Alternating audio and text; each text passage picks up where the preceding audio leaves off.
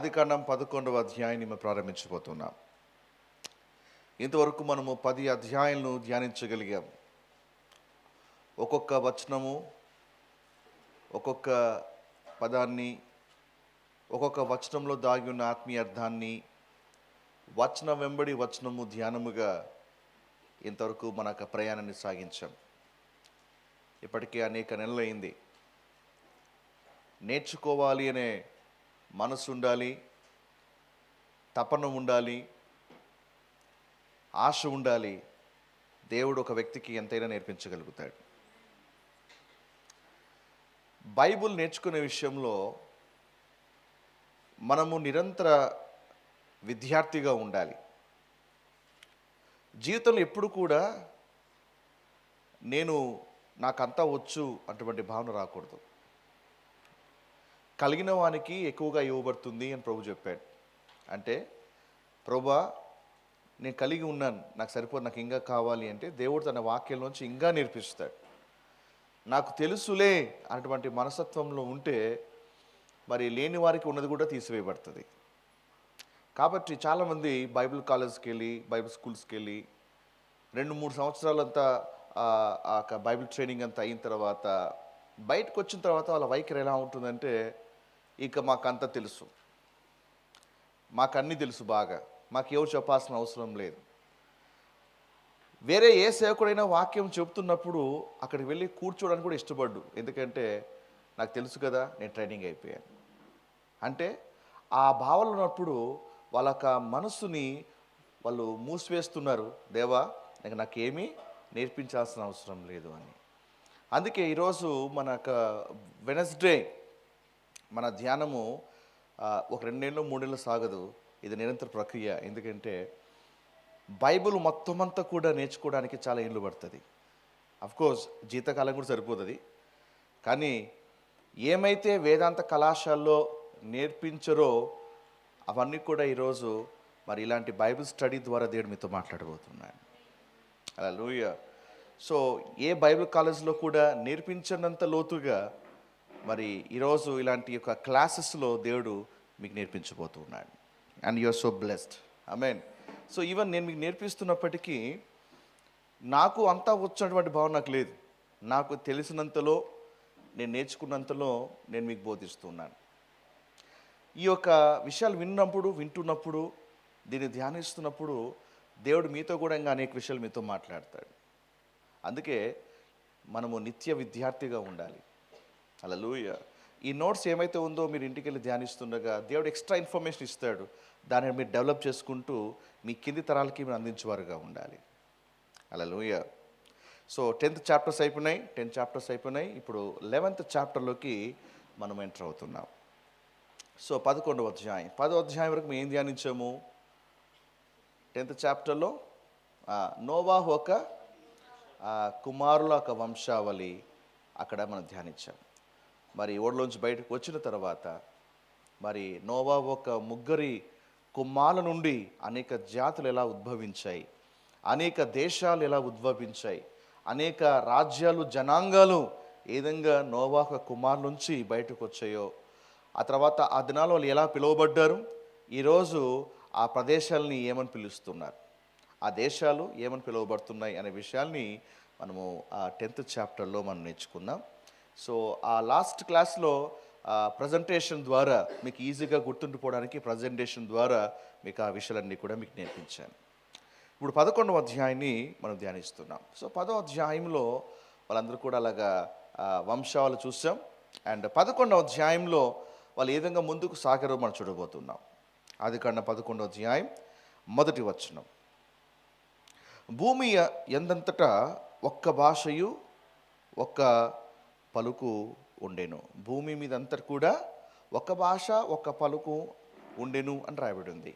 భూమి అంతటా అని రాయబడి ఉంది. కానీ భూమి అంతటా అంటే భూమి మొత్తము కాదు. ఆ దినాల్లో ప్రజలు ఏ మేరకు విస్తరించారో ఆ మేరకు ఒకే భాష ఒకే పలుకుంది. ఎందుకు ఈ మాట అన్నానంటే 8వ వచనం వరకు దేవుడు వాళ్ళు చెల్లా చెదురు చేసేంత వరకు వాళ్ళు భూప్రపంచ నలుమూలకి వాళ్ళు చెల్లా చెదురైపోలేదు. ఎందో వచనం దేవుడు వారిని చెదరగొట్టేంత వరకు వాళ్ళు అనేక దేశపు ఒక ప్రపంచపు నలుమూలకి వాళ్ళు విస్తరించలేదు. అంటే ఎందో వచనం వరకు వాళ్ళంతా ఒకే ప్లేస్లో ఉన్నారనమాట. కాబట్టి భూమి అంతటా అంటే ఆ దినాల్లో ప్రజలు విస్తరించినంత వరకు అని అర్థం. ఉదాహరణకి అనంతపూర్లో ఏమి జనాలు ఉండరండి అంటాం, లేకపోతే అనంతపూర్లో ట్రాఫిక్ ఎక్కువ అంటాం.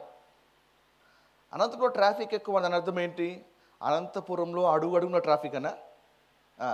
ప్రజలు ఏ మేరకు విస్తరించున్నారో ఆ మేరకు ట్రాఫిక్ అని అర్థం. కానీ జనరలైజ్గా ఏం చెప్తున్నాము? అనంతపురంలో ట్రాఫిక్ ఎక్కువ అంటాం. హైదరాబాద్లో ట్రాఫిక్ ఎక్కువ అంటాం. దాని అర్థం ఏంటి?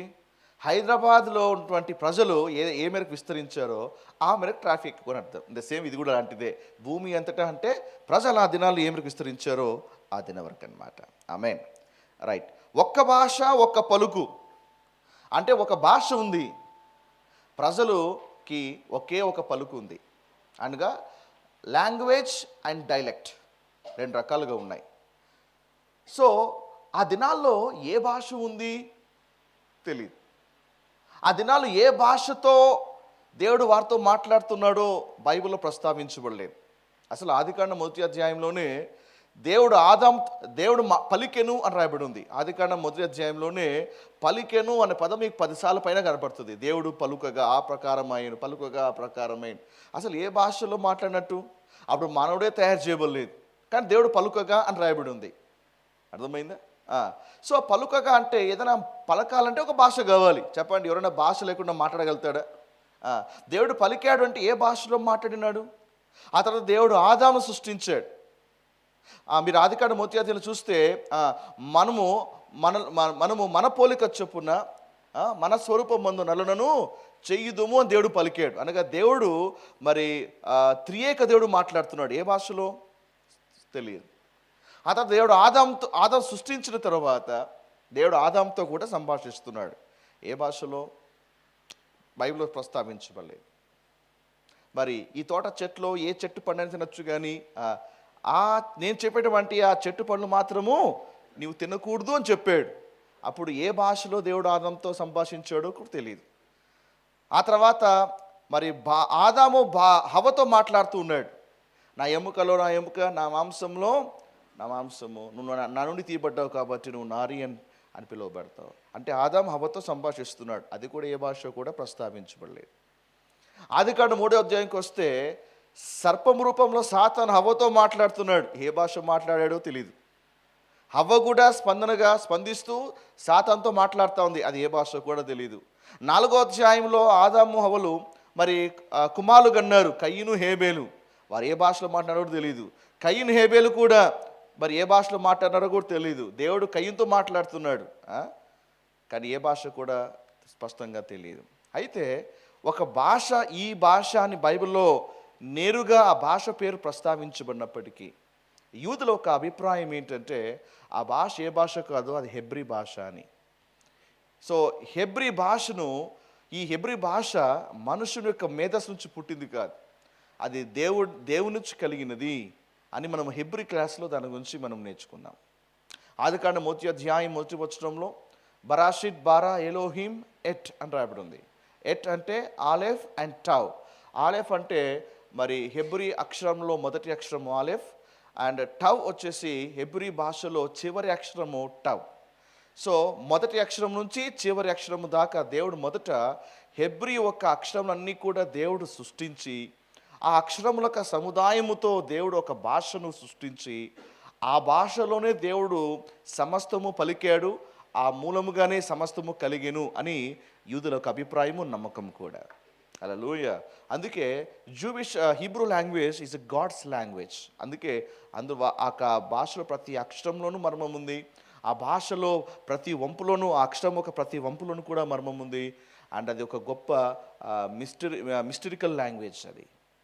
అండ్ ఆ భాష గురించి చెప్పుకుంటూ పోతే అది ఒక క్లాస్తో సరిపోదు అది. సో ఎవరైతే హీబ్రూ క్లాస్కి వస్తున్నారో దాని యొక్క సారము బాగా ఆస్వాదిస్తూ ఉన్నారు.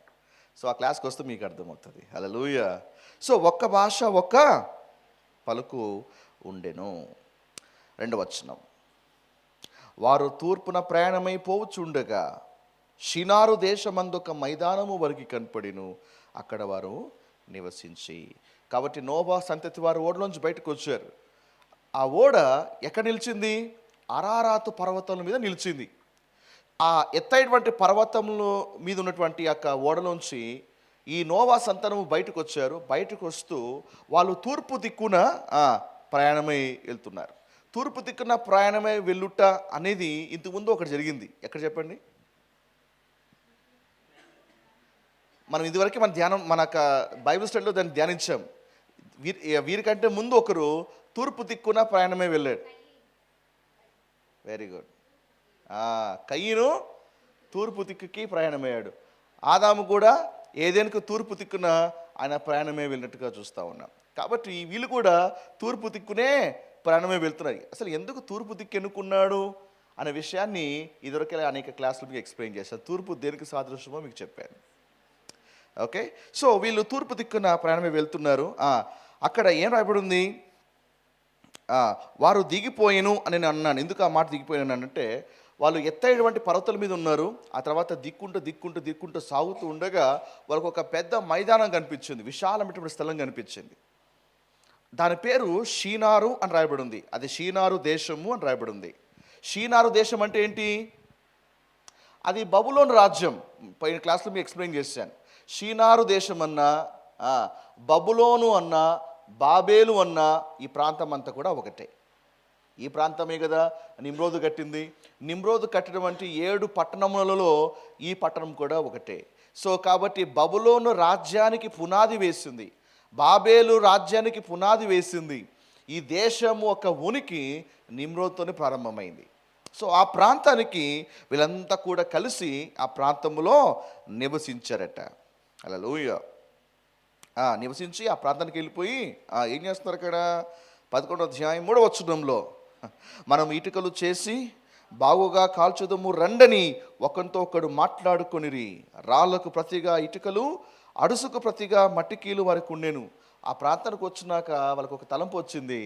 మనమంతా కూడా ఒక జనాంగంగా ఉన్నాం, ఇలాగే ఉందాం, ఇలాగే ఐకమత్యంగా ఉందాం, ఇలాగే ఒకే చోట ఉందాం, రండి మనమంతా కూడా మనము ఒక గోపురము కడదాం, ఇటుకలు ఉన్నాయి, మంచిగా కాలుద్దాం, మంచిగా బిల్డింగ్స్ కడదాం. కాబట్టి నాగరికత అనేది ఇక్కడ నుంచి మొదలైంది. అంతకుముందు ఎవరైనా సరే ఏదైనా కట్టినట్టుగా బయలు రాయబడలేదు. ఒక ఇల్లు కానీ, ఒక గోపురం కానీ, లేదా ఒక స్ట్రక్చర్ కానీ ఏది కూడా కట్టడిగా రాయబడలేదు. కానీ మొదటిసారి ఇటుకతో మరి ఒక కట్టడాన్ని ప్రారంభించడము మనం ఇక్కడ చూస్తున్నాం. సివిలైజేషన్, నాగరికత ఇక్కడ నుంచి ప్రారంభమైంది. మరి ఇటుకలు కాల్చాలని, తర్వాత ఇటుకలు కాల్చి అడుసుకు ప్రతిగా మట్టికీలతో ఈ ఇటుకలు కాల్చి మట్టికీలను పోస్తూ ఒక బిల్డింగ్ కట్టాలి అనే జ్ఞానం ఎక్కడి నుంచి వచ్చింది వాళ్ళకి? ఎక్కడి నుంచి వచ్చింది పాస్టర్ గారు? వాళ్ళ కోతిని ఉద్భవించారు కాబట్టి వాళ్ళ తాత కోతి వాళ్ళ అవ్వ కోతి నేర్పించి ఉంటుంది. అవునా? కోతి నేర్పించగలుగుతాయా? ఈరోజు మానవుడు ఏమని తెలుస్తున్నాడంటే, మానవుడు ఎవల్యూషన్ అనగా క్రమక్రమైన పరిమాణము చెంది ఒక మనిషి అయ్యాడు. కోతి నుంచి పరిమాణం చెంది మనుషుడు అయ్యాడు. చెప్పండి, ఏ కోత అయినా కూడా ఇట్లా టెక్నాలజీ నేర్పిస్తుందా?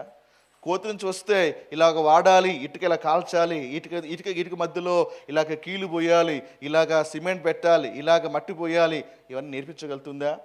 ఏ ప్రాణికి అంత టెక్నాలజీ లేదు. మరి ఇతర ప్రాణులకి కాస్త తెలివి ఉన్నప్పటికీ కానీ ఇంత వివేకం అనేది ఏ జాతికి, ఏ పక్షికి, ఏ పురుగుకి లేదు బిల్రా. దేవుడు మానవునికి అలాంటి జ్ఞానం ఇచ్చాడు. ఆమేన్.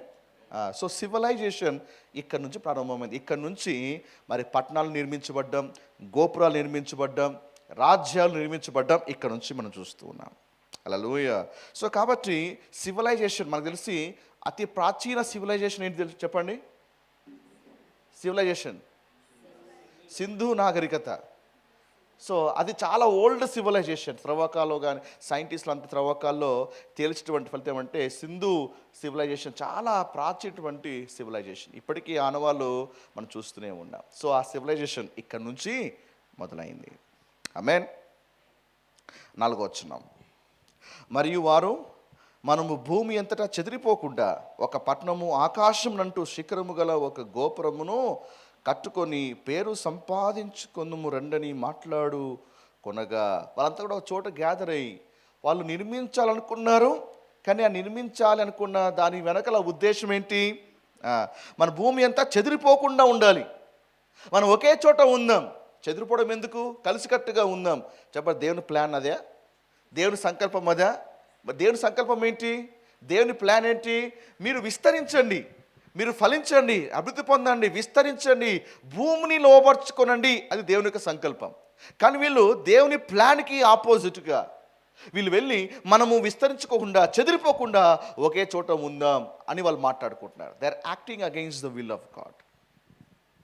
దేవుడు ఎప్పుడే కానీ మా లైఫ్లో ఏమి తలంపు వచ్చినా, ఏ ఆలోచన వచ్చినా, ఆ ఆలోచన దేవుని నుంచి వచ్చిందా లేకపోతే మానవుని యొక్క మరి దురుద్దేశం నుంచి పుట్టిందా అని మనం వివేచించాలి.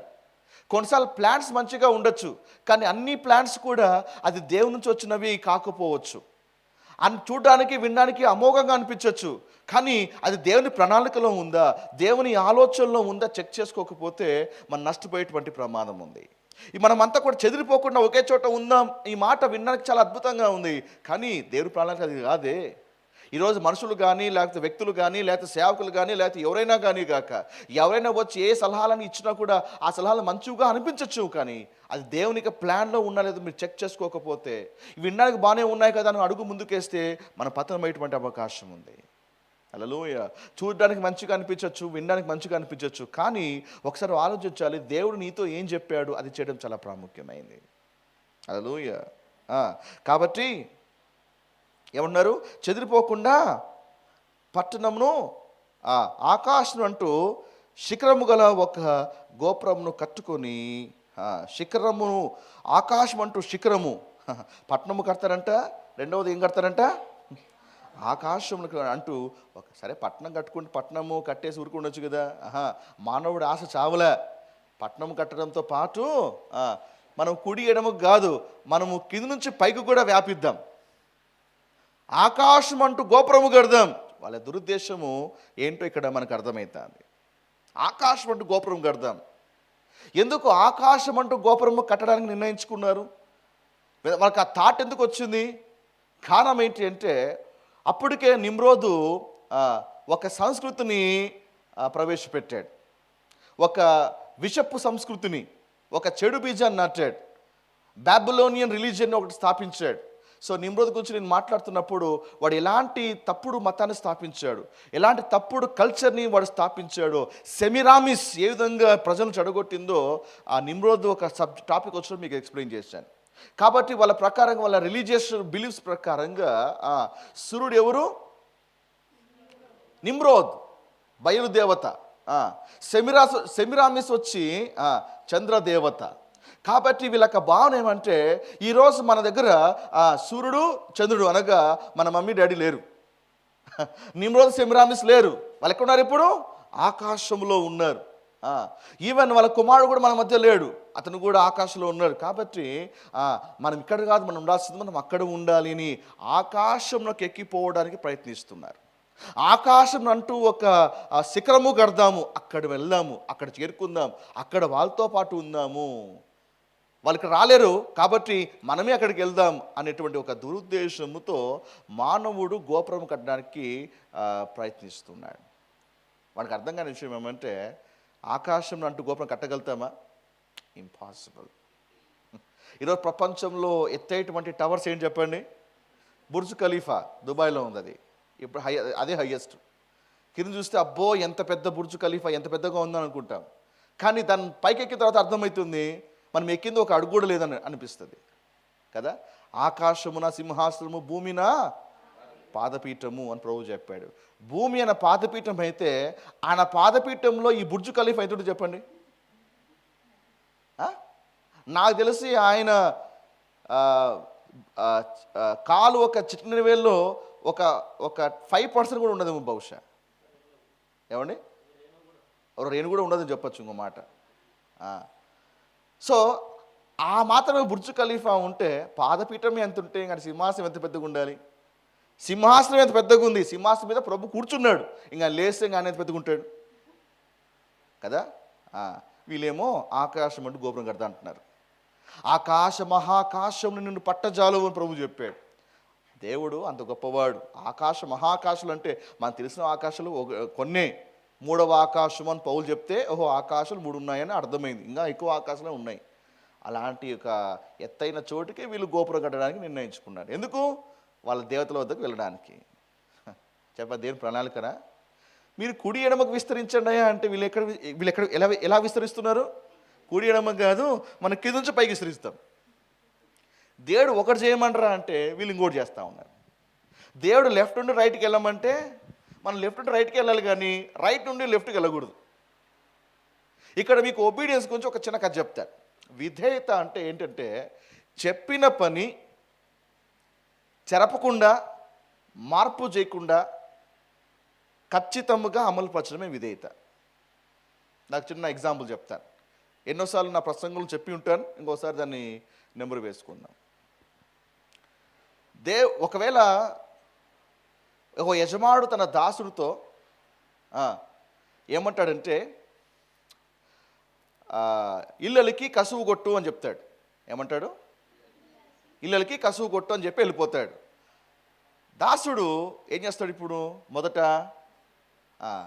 కసువు కొట్టి తర్వాత ఇల్లు అలుకుతాడు. యజమాని చెప్పాడు ఇళ్ళకే కసువు కొట్టమన్నాడు. దాసుడు ఏమనుకున్నాడు? మా యజమాని తప్పు చెప్పాడు కాబట్టి అసలు ప్రొసీజర్ ఇది అని ఏం చేస్తాడు? కసువు కొట్టినాక ఇల్లు కడతాడు. ఉద్దేశం మంచిదే, యజమానుడు చెప్పినట్టుగా చేయడమే విధేయత. ఆయన చెప్పిన మాటల్లో ఈయన మార్పు చేశాడా? మనం కూడా ఇలాంటి వాళ్ళమే. దేవుడు ఒకటి చేయమని చెప్తాడు, ఏమో దేవుడు అలా చెప్పాడు కానీ అసలు ఉద్దేశం ఇదే ఉండొచ్చు బహుశా. ఆయన తలంపుకి మన ఆలోచనలు చేర్చడము ద్వారా ప్లాన్ చెడగొడుతుంటాం. ఆయన ఇది ఇలా చెప్పి ఉన్నాడు కానీ తన ఉద్దేశం ఇది అని సొంతగా దాన్ని కల్పించుకోవడము, ఓన్గా మనం దాన్ని ఇంప్లిమెంట్ చేయడం ట్రై చేస్తుంటాం. అబ్రహాం లాగా దేవుడు అబ్రహాంకి నీ కొడుకుని ఇస్తానయ్యా అని చెప్పాడు. చాలా గ్యాప్ వచ్చింది, నీ కొడుకు పుట్టలే. అబ్రహాం అనుకున్నాడు ఇస్తాను చెప్పినవాడు శారా ద్వారా ఇస్తాను చెప్పాడు, ఏమన్నా రిజల్ట్ చెప్పాడు కానీ ఎవరి ద్వారా వస్తుందో దేవుడు చెప్పలే కదా. బహుశా శారా కాదేమో బహుశా అని హగర్తో పోయాడు. ఆ తర్వాత ఇష్మాయిల్ పుట్టాడు. దేవుడు మళ్ళీ జోక్యం చేసుకొని నీకేంట్రా అబ్బాయి నీకు చెప్పింది, నీకు శారా ద్వారా కుమారుని ఇస్తా నీకు, కానీ నువ్వు తొందరపడ్డావేంటి? అలాగే ప్రభువా నువ్వు చెప్పావు కానీ ఎవరి ద్వారా ఇస్తాను చెప్పలేదు కదా. చూసారా, ఇప్పటికీ ఇష్మాయిల్ ఇజ్రాయెల్కి కునుకు లేకుండా చేస్తూ ఉన్నారు కదా. ద సేమ్ వే దేవుడు ఏమైతే చెప్పాడో అది చేయడం చాలా ప్రాముఖ్యమైనది. మీరు భూమి అంతా విస్తరించండి అంటే వీళ్ళు భూమి అంతా విస్తరించుకోకుండా మేము ఆకాశంకి వస్తాం ప్రభువా, దేవుడా మేము ఆకాశంకి ఎక్కుతాం, అక్కడ కలుసుకుందాం మనల్ని అంటే ప్రభు ప్లాన్ ఏంటి, వీళ్ళ ప్లాన్ ఏంటి? మన మన మన త్రోవలు వంటివి కాదు ఆయన త్రోవలు, ఆయన ఆలోచనలు వంటివి కాదు మన ఆలోచనలు. ఏదైనా సరే ఆయన ప్లాన్లోకి వెళ్ళి మనము ఆయన కోణంలో చూడగలగాలి. ఒకసారి ఆయన చెప్పినది మన మేధస్సుకి అర్థం కాకపోవచ్చు, మన ఆలోచనలకు భిన్నంగా ఉండొచ్చు, కానీ ప్రభు చెప్పాడా ముందుకెళ్ళిపోతాం. అబ్రహాంతో నువ్వు లేచి నేను చూపించే దేశానికి బయలుదేరని చెప్పాడు. ఆ దేశం ఎక్కడో తెలియదు, ఎంత దూరమో తెలియదు, ఎంత కాలం పడుతుందో తెలియదు, అసలు చేరుకుంటానో లేదో తెలియదు అబ్రహాంకి. కానీ అబ్రహాము దేవుని నమ్మెను, అంతే, అది అతని నీతిగా ఎంచబడింది. మనకు అర్థం కాకపోయినాయి, ప్రభు చెప్పాడా ఆ ప్రకారం మనం ముందుకు వెళ్ళిపోవాలి. కానీ మనం ఆయన ప్లాన్ని మార్పు చేసేవారుగా ఉండకూడదు. హల్లెలూయా. వీళ్ళు ఎక్కడికి వెళ్తున్నారు? ఆకాశం అంటూ శిఖరము గల ఒక గోపురము కట్టుకొని. ఆకాశం అంటూ మనం ఇక్కడ కాదా ఉండాల్సింది, మనం సెమిరామిస్ కాడికి వెళ్ళిపోదాం, మనం మన బయలుదేవుతున్నాడు కదా నిమ్రాద్ కాడికి వెళ్ళిపోదాం. కాబట్టి మనము ఆకాశంలో కాపురం పెడదాం. దేవుడు అరే నీకు భూమిని ఇచ్చాడు రా అంటే నువ్వు భూములు పెట్టి ఆకాశం వస్తావేంటి? దేవునికి భూమిని ఇచ్చాడు, ఆకాశము యెహోవా వశము, భూమిని ఆయన నరులకిచ్చి ఉన్నాడు. కాబట్టి మానవుడి నివాస స్థలము ఆకాశము కాదు, అది భూమే. మానవుడు జ్ఞానంతో విర్రవీగిపోయి ఇప్పుడు మానవుడు ఒక అడుగు వేస్తున్నాడు, ఏంటంటే మనకు భూమి సరిపోలేదు, మనం చంద్రమండలం ఇల్లు కట్టుకుందాం. ఏంటి చంద్రమండలం ఇల్లు కట్టుకుంటావా? ఈరోజు సైన్స్ మీరు బాగా గమనిస్తే శాస్త్రవేత్తలు తర్వాత ఇవన్నీ వీళ్ళందరూ కూడా ఒక ఆలోచన ఏమంటే మీరు చంద్రమండలంలోనే కాపురం ఉండడానికి కాసినటువంటి వాతావరణం సృష్టిస్తున్నాం అంటున్నారు. చదివారా పేపర్లో? ఇంక ఎక్కువ మాట్లాడితే చంద్రమండలంలో కూడా మీరు ప్లాట్లు కొనుక్కోవచ్చట. చంద్రమండలంలో కూడా ప్లాట్ కొనుక్కోవచ్చు, ఇప్పుడే రీసెర్చ్ చేసుకోవచ్చు. కానీ కండిషన్ ఇప్పుడు 1 వే టికెట్ మళ్ళీ ఎన్నికి వచ్చేయలేదు. ఇప్పుడు శాస్త్రవేత్తలు ఎలా ఆలోచిస్తున్నారు అంటే ఇక్కడ నుంచి కొందరిని పంపించి ఆ చంద్రమండలంలో కూడా జనసంఖ్యను విస్తరింపజేయాలి. అక్కడ కూడా జనాలు పాపులేట్ చేయాలి. కాబట్టి వన్ వేనే, ఎందుకంటే పోయిన వాళ్ళు అక్కడే ఉండాల్సిందే, అక్కడే డెవలప్ కావాల్సిందే. మార్స్లో కూడా అలాంటి పరిస్థితే. కాబట్టి ఆ ప్రాంతం అంతా కూడా డెవలప్ చేయాలి అని ట్రై చేస్తున్నారు. అక్కడ కూడా వాటర్ ఉన్నాయా లేదా, రిసోర్సెస్ ఉన్నాయా లేదా, అనువైనటువంటి ఒక వాతావరణం ఉందా లేదా, అన్నీ కూడా డెవలప్ చేస్తూ మానవుడు తనకి ఇవ్వబడినటువంటి భూమిని వదిలిపెట్టి ఎక్కడో కాపురం ఉండడానికి ప్రయత్నిస్తున్నాడు. చెప్పండి, దేవుని చిత్తమేనా? దృష్టిలో అబ్బా ఎంత టెక్నాలజీ అండి, ఎంత అమోఘమైనటువంటి ప్లాన్ అండి. మీకు క్వశ్చన్ తెలిసిన, అలాంటి దేవునికి విరుద్ధమైనటువంటి ఆలోచనలు నిలబడవు. హల్లెలూయా. ఒకవేళ మానవుడు ఆకాశంలో నివాసాలు ఏర్పరచుకున్నా, ప్రభు అన్నాడు ఉపధ్యాయ 4వ అధ్యాయంలో, నేను వాళ్ళు అక్కడి నుంచి త్రోసివేస్తాను ప్రభు చెప్పాడు. ఉపధ్యాయ 4వ అధ్యాయం 4వ వచనం.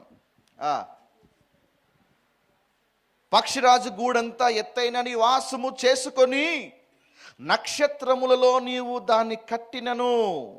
ఎక్కడ?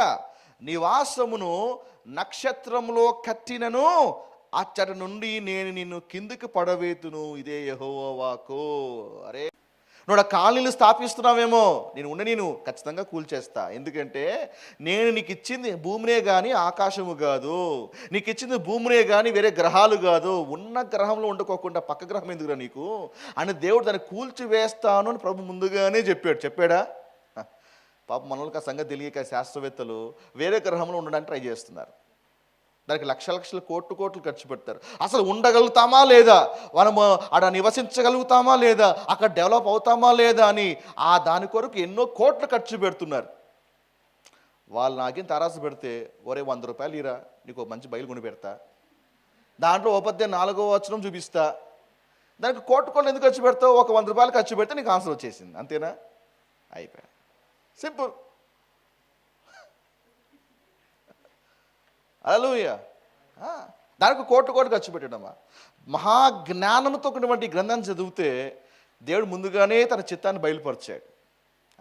భూమి గురించే కాదు, అంతరిక్షం గురించి కూడా దేవుడు మాట్లాడుతున్నాడు. కాబట్టి ప్రతి శాస్త్రవేత్త ఈ బైబిల్ చదివితే అనేక విషయాలు అర్థం చేసుకోగలుగుతాడు. దానికి కోట్లు ఖర్చు చేయడం ఎందుకు?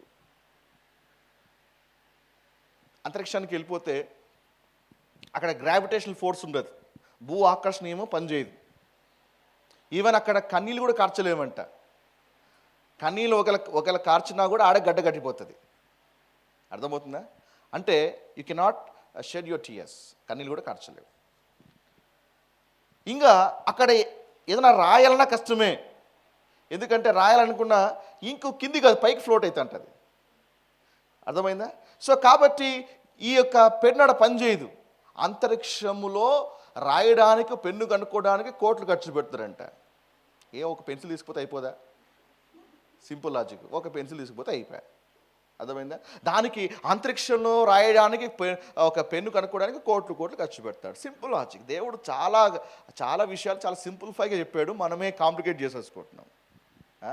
మార్స్లో ఏమైనా ఉందా లేదా, జూపిటర్లో, లేకపోతే ఈ యొక్క చంద్రమండలంలోను, ఆ తర్వాత వీనస్ ప్లానెట్ కానీ, ఆ చుట్టుపక్కల గ్రహాలు కానీ, ఇంకా కొత్త గ్రహాలు ఏమైనా ఉన్నాయా, అందులో ప్రాణి ఏమైనా ఉందా, అక్కడ నివాసాలు ఏమైనా ఏర్పరచుకోగలుగుతామా, ఇవన్నీ ట్రై చేస్తూ ఉన్నారు.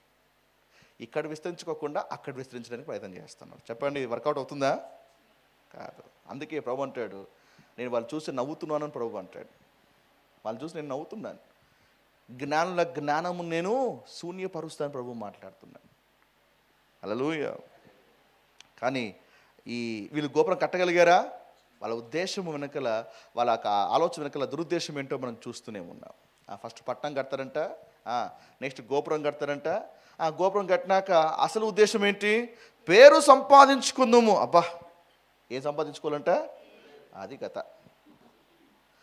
పేరు సంపాదించుకోవడానికి మనోడు ఆల్రెడీగా బుర్జు ఖలీఫా అప్పుడే మొదలుపెట్టేసాడు. కాబట్టి ఎత్తైనటువంటి గోపురాలు కట్టాలనేటువంటి ఆలోచన ఈరోజు మనకి ఇప్పుడు వచ్చింది కాదు, అక్కడి నుంచే మొదలైంది. ఎంత హైట్ కడితే అంత గ్రేట్ అనమాట. పేరు సంపాదించుకుందాము. ఏమండి, పేరు సంపాదించుకోవడం అంటే దీని వెనకల మానవుడు తనకు తానుగా సంపాదించుకోవడానికి ప్రయత్నిస్తున్నాడు. మాకు ఎవరితో పని లేదు, దేవుడితో మాకు పని లేదు, మేమే సంపాదించుకుంటాం, మేమే పైకి వస్తాం, మేమే కష్టపడతాం, మేమే ప్రయాసపడతాం, మేము గ్రేట్ అని చెప్పుకుంటాం. దీని వెనకాల మానవుని యొక్క గర్వం చాలా స్పష్టంగా కనిపిస్తూ ఉంది. వీళ్ళు ఏమి చేసినా వెనకాల ఏదో ఒకటి కావాలి, ప్రజలు గుర్తించాలి, ప్రజలు మమ్మల్ని గమనించాలి. ఏమి చేసినా ఈవెన్ కానుకిచ్చినా కూడా ప్రజలు గుర్తించగలగాలి. మత్తయి సువార్త 6వ అధ్యాయంలో ప్రభు ఇలాంటి వాళ్ళ గురించి చెప్పాడు కదా, ఏమని? వీళ్ళు కొంచెం చేసినా వాళ్ళు బహిరంగ వీధుల్లో చెప్పుకుంటారట. వాళ్ళు ప్రార్థన చేస్తారు, మనుషులకు కన్నపడవాలనని అని ప్రభు అంటాడు. మనుషులకు కన్నపడాలని వారు వీధుల మధ్య నిలబడుతూ పొడుబాటు ప్రార్థనలు చేస్తూ ఉంటారు అనమాట. మనుషులకు కన్నపడాలని వాళ్ళు ధర్మాలు చేస్తూ ఉంటారు. మత్తయి సువార్త 6వ అధ్యాయం 1 నుంచి 6-7 వచనాలు చూస్తే వాళ్ళు చేసేటువంటి ప్రతి కార్యము, ప్రతి భక్తి వెనకాల ఉద్దేశము, దురుద్దేశము పేరు కావాలి, నా పేరు బయటకు రావాలి, నా పేరు ప్రకటించుకోవాలి, నా పేరు రివీల్ కాగలగాలి. పేరు లేకపోతే వాళ్ళు ఏం చేయరు. సో మానవుడు పేరు ప్రఖ్యాతుల కొరకు ఏమైనా ఎంతకైనా తెగిస్తారు. ఈరోజు కూడా అనేక అరాచకాలకి, అనేక హింసలు గల వెనకల ఒక కారణం ఏంటంటే ఈ పేరు కొరకే. అందుకే ఈ ఉద్దేశం మంచిది కాదు కాబట్టి దేవుడు దిగి వచ్చి బాబేలు గోపురం దగ్గర అందరినీ కూడా చెడగొట్టేశాడు. పేరు అనేది మనం సంపాదిస్తే వచ్చేది కాదు, ప్రభు అనుగ్రహించాలి. అందుకే 11వ అధ్యాయము 12వ అధ్యాయం, మీరు 12వ అధ్యాయం చూస్తే అక్కడ ఒక మాట రాయబడి ఉంది. దేవుడు అబ్రహాంతో మాట్లాడుతున్నాడు. ఏమని? ఆదికాండం 12వ అధ్యాయం 1వ వచనం, యెహోవా నువ్వు లేచి నీ దేశం నుండి, నీ బంధువుల యొద్ద నుండి, నీ తండ్రి ఇంటి నుండి బయలుదేరి నేను నీకు చూపించే దేశానికి వెళ్ళుము. నిన్ను గొప్ప జన్మగా చేసి నిన్ను ఆశీర్వదించి నీ నామమును గొప్ప చేయుదును. అనలేం చేయండి, నీ నామమును నేను గొప్ప చేస్తాను. 11వ అధ్యాయంలో వాళ్ళు ఏమనుకుంటున్నారు? మనము మన పేరు గొప్ప చేసుకుందాం. 12వ వచనం దేవుడు ఏమంటాడు? అబ్రహమా, నీ నామాన్ని నువ్వు కాదు, నేనే గొప్ప చేస్తాను. దేనికి స్తోత్రం. నువ్వు 11వ అధ్యాయంలో ఉండొద్దు, నువ్వు 12వ అధ్యాయానికి రా. నీ స్వప్రయత్నాలు చేయొద్దు, నువ్వు దేనికి ఆధారపడు. స్వంత గ్రంథం ముందుకెళ్ళొద్దు, దేవుని నడిపింపులో ముందుకు సాగు. నీవు దేని మీద ఆధారపడితే దేని బిడ్డరా, దేవుడే నీ నామాన్ని గొప్ప చేయబడగా ఉన్నాడు. మనకి దేవుని నామం గొప్ప చేయడం తెలుసు, కానీ దేవుడు కూడా నీ నామము గొప్ప చేయడం ఎప్పుడైనా విన్నావా? ఈ అధ్యాయం ఎన్నోసార్లు చదివింటాం, ఎన్నోసార్లు ధ్యానించుంటాం కూడా. కానీ దేవుడు నా నామము గొప్ప చేస్తాడా? ఎస్, ఎవడైతే దేవుని నామాన్ని గొప్ప చేస్తాడో వాడి నామంను దేవుడు గొప్ప చేయవాడుగా ఉన్నాడు. అబ్రహాము దేవుని మాటకు లోబడ్డాడు కాబట్టి దేవుని నామాన్ని గొప్ప చేశాడు. ఏమీ తెలియకపోయినా ఉన్నపాటుగా బయలుదేరాడు. దేవుని నామం గొప్ప చేయడం అంటే అది. దేవుని మాట వింటే దేవుని నామం గొప్ప చేయడమే, దేవుడికి లోబడితే దేవుని నామం గొప్ప చేయడమే. కాబట్టి దేవుడు అబ్రహాముని గొప్పగా చేశాడు. ఎంత గొప్పగా చేశాడంటే ఈరోజు ప్రతి యూదుడు కూడా అబ్రహామును బట్టే పిలువబడుతున్నాడు. అబ్రహాము మరణించినా ఆయన పేరు ఇంకా చావలే. అలాంటి పేరు దేవుడు నీకు నాకు ఇవ్వబోతున్నాడు. ఎలాంటి పేరు ఉండాలో తెలుసు దేని బిడ్డరా? మన తరమే కాదు, మన తరము తర్వాత వాళ్ళు కూడా మన పేరును జ్ఞాపకం పెట్టుకోగలగాలి. మన పేరు మన డైరీలోనే మిగిలిపోకూడదు దేని బిడ్డరా. మన నామము కేవలము మన ఫోన్లోనే, లేకపోతే మన ఇంటికి గోడ మీద మాత్రమే కాదు, ఈవెన్ కొన్ని జనరేషన్ తర్వాత కూడా మన పేరు నిలబడిపోవాలి. అంతగా దేవుడు మన నామమును హెచ్చిస్తాడు అని దేవుడు వాగ్దానం చేస్తూ ఉన్నాడు. హల్లెలూయా. తమకు తాముగా పేరు సంపాదించుకోవడానికి ప్రయత్నించిన వాడు ఏ విధంగా అయితే పతనమయ్యారో బైబిల్లో చాలా ఎగ్జాంపుల్స్ ఉన్నాయి. కాబట్టి ఈ రోజున when you relay on God, దేవుని ఆధారపడితే ఆయన మీ నామాన్ని గొప్ప చేయబడుగా ఉన్నాడు. యేసు నామంలో దేవుడు మిమ్మల్ని ఆ విధముగా హెచ్చించునుగాక. మీ పేరు మీ పక్కింటోలో కాదండి, మీ పేరు ప్రపంచమంతా మాగిపోవాలి. అర్థమవుతుందా? దేవుని ప్లాన్ అది. మీ పేరు ప్రపంచంలో ప్రతి ఒక్కరు కూడా వాళ్ళు వినాలి. దేవుడు ఆ విధంగా మిమ్మల్ని ఎక్స్పాండ్ చేయడానికి ఇష్టపడతా ఉన్నాడు. దేవుడు అబ్రామ్తో మాట్లాడుతున్నప్పుడు దేవుడు అబ్రామ్కి ఇచ్చింది లోకల్ విజన్ కాదు, గ్లోబల్ విజన్.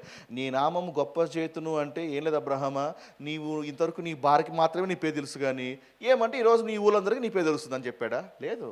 ఫర్ జనరేషన్స్ ఆ మాట, నీ నామం గొప్ప చేతును అని అబ్రామ్తో ఆ మాట చెప్తున్నప్పుడు దేవుని మాటలో కొన్ని తరాలు ఉన్నాయి, ఆ మాటలో కొన్ని జనాంగాలు ఉన్నాయి, ఆయన మాటలో కొన్ని వేల సంవత్సరాలు ఉన్నాయి.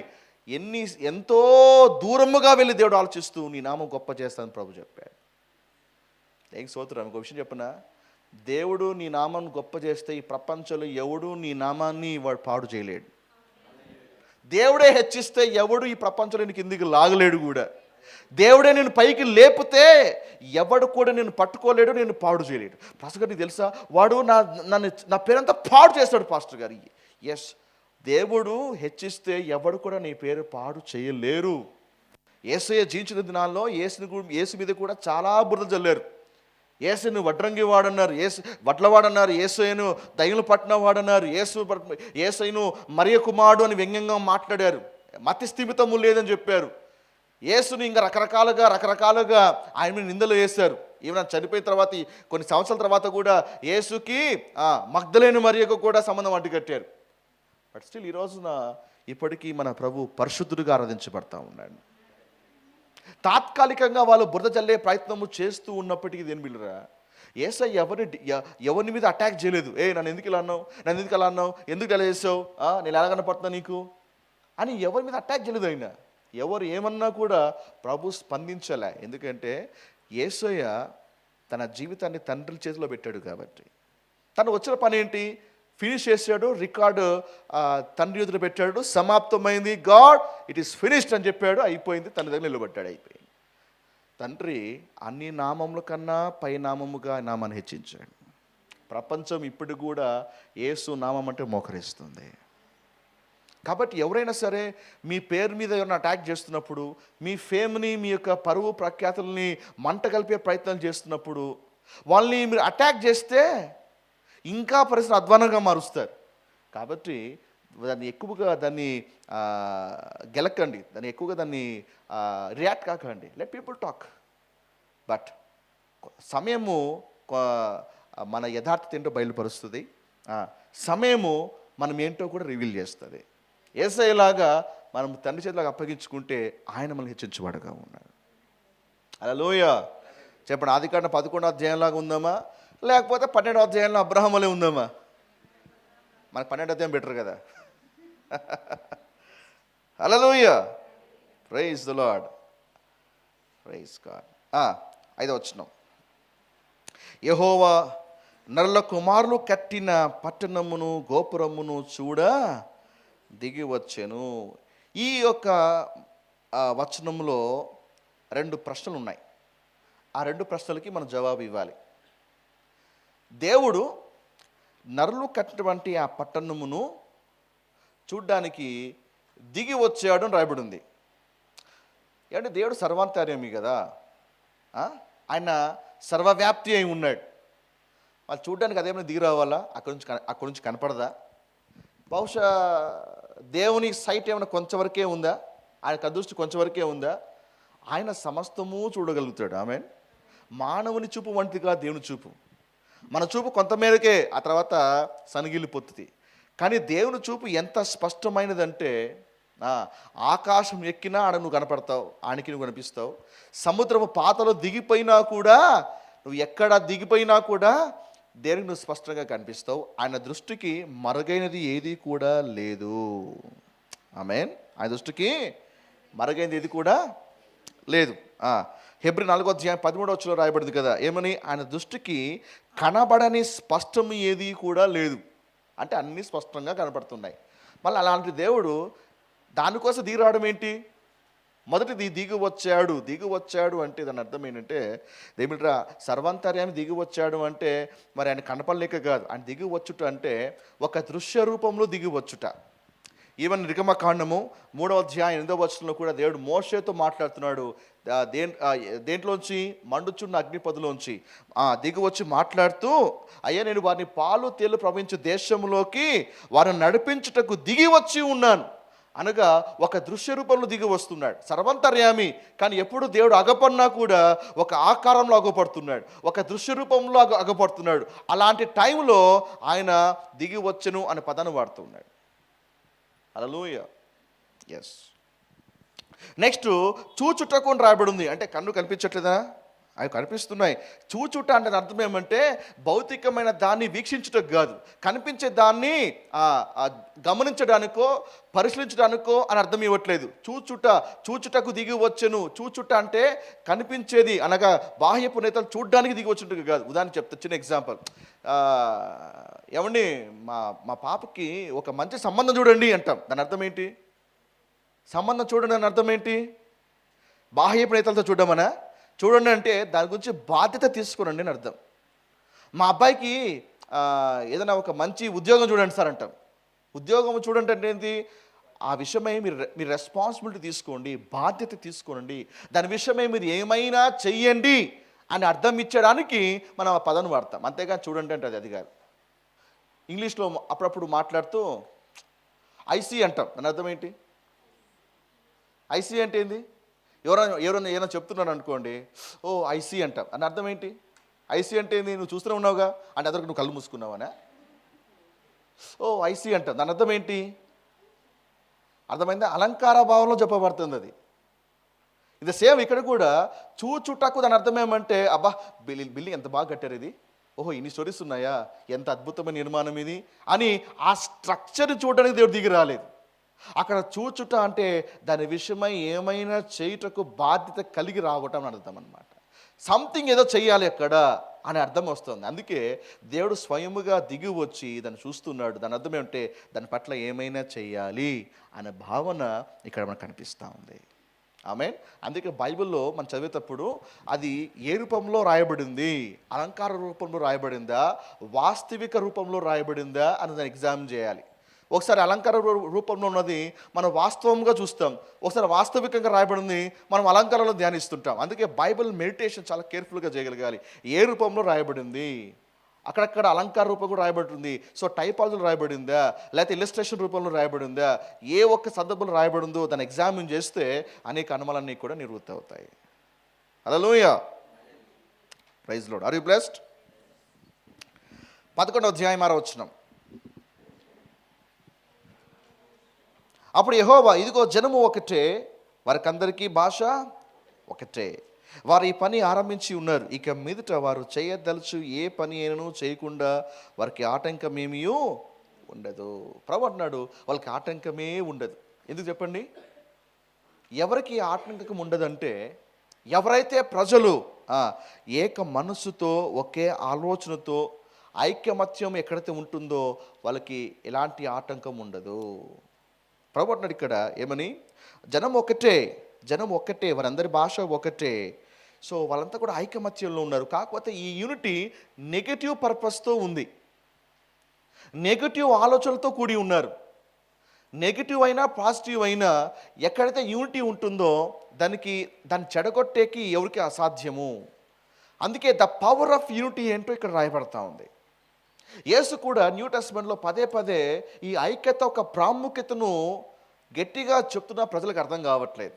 అయ్యా ఐకమత్యంగా ఉండండి. ఎందుకంటే ఒక సందర్భంలో మత్తయి సువార్త 12వ అధ్యాయం అనుకుంటాను, ప్రభు చెప్పాడు ఏమంటే, సాతాను వేరుపడిన రాజ్యం నిలుస్తుందా? నిలవదు.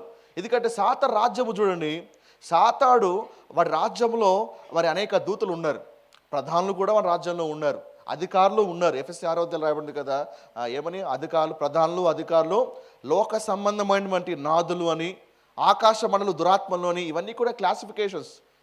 మీకు ఒక ఆశ్చర్యకరమైన విషయం చెప్పనా? సైతాన్ రాజ్యంలో ఇంతవరకు ఎప్పుడు గొడవలు రాలే. ఇంతవరకు వాళ్ళు కొట్టుకున్నట్టు, వాళ్ళు ఫైట్ చేసినట్టు, వాళ్ళు బహిష్కరించుకొని మేము ఇంకో గ్రూపు పెడతాం అన్నట్టుగా కానీ, లేకపోతే కంప్లైంట్లు కానీ, లేకపోతే మిస్అండర్స్టాండింగ్స్ కానీ, సేటన్ రాజ్యాలు ఇంతవరకు అలాంటివి లేవు. మొదటి నుంచి ఇప్పటి వరకు వాళ్ళు నెగిటివ్ ఉద్దేశంతో పనిచేస్తున్న పర్ఫెక్ట్ యూనిటీ వాళ్ళ రాజ్యంలో ఉంది. అందుకే ఇప్పటికీ వాడి ఆటలు సాగుతూ ఉన్నాయి. దేవుడు అదే మాట్లాడుతున్నాడు కదా, ఏమని? అయ్యా అటువలే మీరు కూడా ఐకమత్యంగా ఉంటే, మీరు కూడా ఏక మనస్సుతో ఉన్నట్లయితే ఆ బలవంతుని మీరు కూడా బంధించవచ్చు. ఈరోజు క్రైస్తవ దేవుని రాజ్యంలో ఇలాంటి ఐక్యత లేదు, ఇలాంటి యూనిటీ లేదు. కొట్టుకొని చావడం, లేకపోతే గొడవపడ్డం, వేడుపడ్డము, ఎక్కడైతే ఐక్యత లేదో వాటి ఆటలు ఈజీగా సాగుతాయి. ప్రభు అన్నాడు కదా, 2-3 ఎక్కడైతే ఏకీభవించి నా నామం ఏకీభవించి అడుగుతారో అక్కడ నేను అనుగ్రహిస్తాను. అంటగా నువ్వు అడగాలన్నా కూడా నువ్వు ఏకీభవించాలి, 2 లేక 3 అని. ప్రాబ్లం ఏమంటే ఆ 2-3తో కూడా ఏకీభవించలేకపోతున్నాం. ఒక విషయమే కుటుంబ ప్రార్థన చేస్తే భర్త ప్రార్థన చేస్తుంటే భార్య ఏం మాట్లాడదు, భార్య ప్రార్థన చేస్తుంటే భర్త ఆమెను కూడా చెప్పాడు, లేదా ఫాదర్ మదర్ ప్రార్థన చేస్తుంటే పిల్లలు నోరు తెచ్చి ఆమెను చెప్పారు. ఏకీభవించుట అనేది కనీసం కుటుంబ ప్రార్థనలు కూడా జరగట్లేదు. ఎందుకు మనం ఆమెన్ చెప్తున్నాం? ఒక వ్యక్తి ప్రార్థన చేస్తున్నప్పుడు ఆమెన్ చెప్తున్నామంటే నేను దీన్ని ఏకీభవిస్తున్నాను అని అర్థం. నోరు తెచ్చి తను పలుకుతున్నామంటే నేను ఒప్పుకుంటున్నాను అని అర్థం. మనం ఏంటో ఒక ప్రార్థన చేస్తే కాస్త నోరు కుదరవు. అందుకే ఒక వ్యక్తి ప్రార్థన చేసేటప్పుడు మనలో మనం అనుకోవడం కాదు, మనం గట్టిగా ఆమేన్ అని పలకాలి. హల్లెలూయా. ఈవెన్ మోషే కూడా ఆ ధర్మశాస్త్రం అంతా చదువుతున్నప్పుడు ప్రజలందరూ కూడా ఆమేన్, మేము అలాగ జరిగిస్తాము అని పలికారు. వాళ్ళు స్పష్టంగా బయట పలికారు. ఎప్పుడైతే బయట పలుకుతున్నారో ఏకీభావన అనేది జరుగుతూ ఉంది. క్రైస్తవ రాజ్యంలో ఆ యూనిటీకి రావాలి. ఇంట్లో భార్య భర్త మధ్య, పిల్లల మధ్య, ఆ ఐక్య మధ్య ఎక్కడ యూనిటీగా నిలబడి అడగము సాధ్యమవుతుందో అక్కడ వారి జీవితంలో ఆకాశ వాకిలు తెరవబడతాయి. అందుకే మనము ఫోకస్ చేయాల్సింది ఐక్యమత్యము. అది చాలా ఇంపార్టెంట్. ఒకరి అభిప్రాయంతో ఒకరు విభేదించకపోవడం. సంఘంలో కూడా ఉద్యమం రివైవల్ రావాలంటే ప్రతి బిలీవర్ కూడా ఏక మనసుతో రావాలి. కాపరికి విశ్వాసుల మధ్య, విశ్వాసికి విశ్వాసం మధ్య ఆ పర్ఫెక్ట్ యూనిటీ, ఆ దర్శనము కావచ్చు, అదొక ప్రాజెక్ట్ కావచ్చు, అదొక డెవలప్మెంట్ కావచ్చు. ఏమండి, మనం వేరుపడకూడదు. ఒకటే వాయిస్, ఒకటే ఆలోచన, ఒకటే తలంపు ఈ విధంగా ఉంటేగిన అద్భుతముగా దేవుడు సంఘం నడిపించేవాడుగా ఉన్నాడు. హల్లెలూయా. ఇక్కడ ప్రభువు అన్నాడు కదా, ఏమని? వారికి ఆటంకం ఏమీయో ఉండదు, ఇంకా వారిని ఎవడు ఆపలేడు అన్నాడు. అందుకే ఎవరికి ఆటంకం ఏమి లేదు కాబట్టే దేవుడు దిగొచ్చాడు. Praise the Lord. That is the power of unity. ఆమేన్. 11వ అధ్యాయం 7-9 వచనాలు. కనుక మనము దిగిపోయి అల్లేం చేయండి, మనము దిగిపోయి వారిలో ఒకని మాట ఒకరు తెలియకుండా అక్కడి వారి భాషను తారుమారు చేయుదము అల్లేం చేయండి. రండి అనే మాట అల్లేం చేయాలి, రండని అనుకొనెను. రండని అంటే ఇక్కడ దేవుడు ఒక ఆలోచన సభ పెట్టి, అంటే ఒక కౌన్సిలింగ్ మీటింగ్ పెట్టినట్టు, ఆలోచన సభ పెట్టినట్టు, ఆ సభలో వాళ్ళు మాట్లాడుకున్నట్టుగా ఇక్కడ రాయబడి ఉంది. రండని అనగా ఒకరికంటే ఎక్కువ, ఇది బహువచనం సూచిస్తూ ఉంది. దేవుడు త్రియేక దేవుడు అయిన తండ్రి, కుమార, పరిశుద్ధాత్మ త్రియేక దేవుడు. సో ఆ త్రియేక దేవుడు మాట్లాడుకుంటున్నారు. రండి, మనము దిగిపోయి, లెట్ us గో, మనము దిగిపోయి. చాలా సంఘాలు త్రిత్వాన్ని నమ్మరు. చాలామంది ఈ ట్రినిటీ అనే కాన్సెప్ట్ నమ్మరు. లేదు కొట్టి పారేస్తుంటారు. త్రిత్వము అనే ఒక పదము, నేరుగా పదము ఇక్కడ లేకపోయినా దాని ఆనవాళ్ళు స్పష్టంగా మనం చూడగలుగుతున్నాం. సో దేవుడు ఒక ఆలోచన సభ పెట్టి, కమ్ లెట్ us కూడా మనం కిందికి వెళ్ళి చూద్దామని వెళ్తున్నారంట. దేవుడు ఒక ఆలోచన సభ, ఇట్స్ ఎ కౌన్సిలింగ్ మీటింగ్. తెలుసా దేవుడికి ఒక కౌన్సిలింగ్ మీటింగ్ ఉంటుంది? తెలుసా మీకు?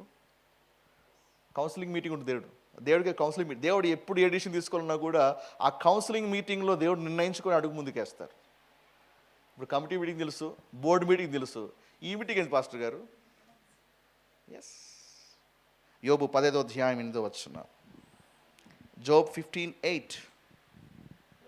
నీవు దేవుని యొక్క ఆలోచన సభలో చేరి ఉన్నవాడవా? ఏమన్నాడు? నీవు దేవుని ఆలోచన సభలో చేరి ఉన్నవాడవా అంటే దేవునికి ఒక ఆలోచన సభ ఉంది. ఇంగ్లీష్ చదువుతున్నాను. Have you heard the council of God, do you limit wisdom to your self? ఇంగ్లీష్లో కౌన్సిల్ ఆఫ్ గాడ్, తెలుగులో అద్భుతంగా ఉంది. నువ్వు దేవుని ఆలోచన సభలో చేరి ఉన్నవాడువా అంటే ఒక సభ ఉందన్నమాట. అందుకే ఈవెన్ ఆదాము సృష్టించేటప్పుడు కూడా దేవుడు మన స్వరూపమందు మన పోలికలో నరుని చేయుదము అని వాళ్ళు నిర్ణయించుకున్నారు. త్రియేక దేవుడు నిర్ణయించుకున్న తర్వాత ఆ కార్యానికి రూపాన్ని ఇచ్చారు. ఇక్కడ కూడా బాబేలు ఒక విషయంలో కూడా ఆ ఆలోచన సభలో దేవుడు మాట్లాడుతున్నాడు, త్రియేక దేవుడు మాట్లాడుతున్నాడు, మనము దిగి వెళ్దాము రండి. హల్లెలూయా. ఇక్కడ ఒక పదం గమనించాలి, మనము అని ఉందా? అన్నం చేశారా? మనము. దేవుడు ఒక వ్యక్తిగా ఉన్నాడు, 3 వ్యక్తిత్వాలుగా కూడా ఉంటాడు. కాబట్టి 3 డిఫరెంట్ గాడ్స్ కాదు, ఒకే దేవుడు 3 వ్యక్తిత్వాలు. త్రిత్వము అనేది కొంచెం కన్ఫ్యూజన్ టాపికే, కానీ అర్థం చేసుకోవాలి. We are not serving 3 Gods, 1 God with 3 personalities. అర్థమవుతుందా? 3 దేవులు కారు, ఒకే దేవుని సేవిస్తున్నాం. చాలామంది క్రైస్తవ ఒక వ్యతిరేకస్తులు అనే మాట ఏమంటే, మీరేమో దేవుడు ఒక్కడే అని చెప్పేసి అంటుంటారు, అనేక దేవుళ్ళు ఉన్నారేంటి, మీ దేవులే కాదు అంటుంటారు. కానీ మీరేమో మీలో కూడా దేవుళ్ళు లేరా, ఒకరికంటే ఎక్కువ ఉన్నారు కదా, తండ్రి అని అంటారు, యేసు ప్రభు అంటారు, పరిశుద్ధాత్మ దేవుడు అంటారు. కాబట్టి మీలోనే 3 ఉన్నారు కదా, చెప్పండి ఇది బహుదేవతారాధన కదా? ఒకరికంటే ఎక్కువ దేవుని సేవించట్లేదా మీరు అని అప్పుడప్పుడు వాళ్ళు క్వశ్చన్ వేస్తుంటారు. గుర్తుపెట్టుకోవాలి, వాళ్ళు ముగ్గురు త్రీ ఏక దేవుడు, one God with three personalities. Amen. So ఆయన ఒక్కడిగా ఉండగలుగుతాడు, ఒకరికంటే ఎక్కువగా ఉండగలుగుతాడు. మానవుని కోణంలో ఆలోచించకూడదు. ఉదాహరణకి మనం ఉన్నాం, మనము ఒకే చోట ఒకే స్థలంలో ఒకే కాలం ఉండగలుగుతాం. ఎందుకంటే మనము శరీరములోనే లిమిట్ చేయబడ్డాం. కానీ దేవుడు అలాంటి వాడు కాదు. దేవుడు సర్వంతర్యామి. ఆయన ఒక్కడిగా ఉండగలుగుతాడు, ఆయన ఒకరికంటే ఎక్కువగా ఉండగలుగుతాడు, ఆయన ఒక చోట ఉండగలుగుతాడు, ఒకే సమయంలో అనేక చోట్ల కూడా ఉండగలుగుతాడు. ఎందుకంటే ఆయన బాడీలో లిమిట్ కాలేదు. మనం బాడీకే పరిమితం అయిపోయినాం. అర్థమైందా? అందుకే యేసు కూడా తిరిగి లేచిన తర్వాత ఆయన అనేక మందికి అగ్గబడ్డారు, శిష్యులకు అగ్గబడ్డారు, 500 మందికి కనిపించాడు, అనేక మందికి కనిపించగలిగాడు. మరి అనేక ప్రాంతాలు, వివిధ ప్రాంతాల్లో ఒకే సమయంలో చాలా మంది కనిపించాడు. ఎలా సాధ్యమైంది? ఎందుకంటే అప్పుడు ఆయన దేహంలో లేడు కాబట్టి. అదే దేహంలో ఉన్నప్పుడు ఆయన సమరలో ఉంటే సమరలో ఉన్నాడు, గలీలో ఉంటే గలీలోనే ఉన్నాడు. ఒక ప్లేస్ నుంచి ఒక ప్లేస్కి వెళ్ళడానికి ఆయన ట్రావెల్ చేయాల్సిన పరిస్థితి ఏర్పడింది. బట్ ఎప్పుడైతే ఆయన తిరిగి లేచాడో ఆయన మహిమా శరీరం ధరించి ఉన్నాడు కాబట్టి ఆయన ఒకే ప్లేస్లో అనేక చోట్ల ఉండగలుగుతాడు. ఆమేన్. ఇది కూడా అలాంటిదే. మనము అనేది బహువచనం. చూడండి, అనుకొనేను అని ఉందా? గమనించండి, అనుకొనేను అని ఉందా, అనుకొనిరి అని ఉందా? చూసారా? అక్కడ బహువచనం ఉంది, మళ్ళీ ఇక్కడ ఏకవచనంలో అనుకొనేను అనగా అది ఏకవచనం. అది ఈవెన్ ఆదికాండం చూద్దాం ఒకసారి. ఆదికాండం 1వ అధ్యాయం 27వ వచనంలో అక్కడ ఏం రాయబడింది? మన పోలికలో మన స్వరూపం నరును చేయుదము. It's a plural word. అదే 27వ వచనం చూడండి, నరుణ్ణి సృజించేను అని ఉంది, సృజించిరి అని రాయబడలేదు. ఒక వచనం ముందే బహువచనం ఉంది, ఇమీడియట్గా నెక్స్ట్ వచనంలో ఏకవచన సంబోధన ఉంది. ఒకసారేమో బహువచన సంబోధన, ఇంకోసారేమో ఏకవచన సంబోధన. అంటే ఆయన ఒక వ్యక్తిగా ఉండగలుగుతాడు,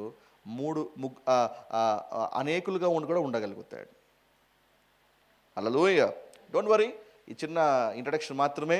త్రిత్వము అనే టాపిక్ వచ్చినప్పుడు ఇంకా మీకు బాగా స్పష్టంగా అర్థమవుతుంది. ఒకటి గుర్తుపెట్టుకోండి, ఏ కార్యం చేయాలన్నా ఈ ముగ్గురు కలిసి చేస్తారు. ఆది కాండం నుంచి ఈ రోజు వరకు కూడా ఆ ముగ్గురు కూడా కలిసి చేస్తారు. అది త్రియేక దేవుని కార్యము. హల్లెలూయా. Praise the Lord. చూడాలి. అలాగే యెహోవా అక్కడి నుండి భూమి అంతటా వారిని చెదరగొట్టెను గనుక వారు ఆ పట్టణములను కట్టుట మానిరి. అర్థమైందా?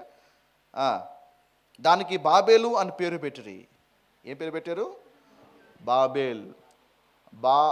బాబ్ ఎల్ అరామిక్ భాషలో బాబ్ అనగా ప్రవేశము అని అర్థం, ఎల్ అనగా దేవుడు అని అర్థం. బాబేల్ దేవుడు ప్రవేశము అని అర్థం. బాబేల్ నుంచే హిందీ పదం బాబా అనే పదం వచ్చింది. అంటే దేవుని వద్దకు దారి చూపించేవాడు అని అర్థం. అర్థమైందా?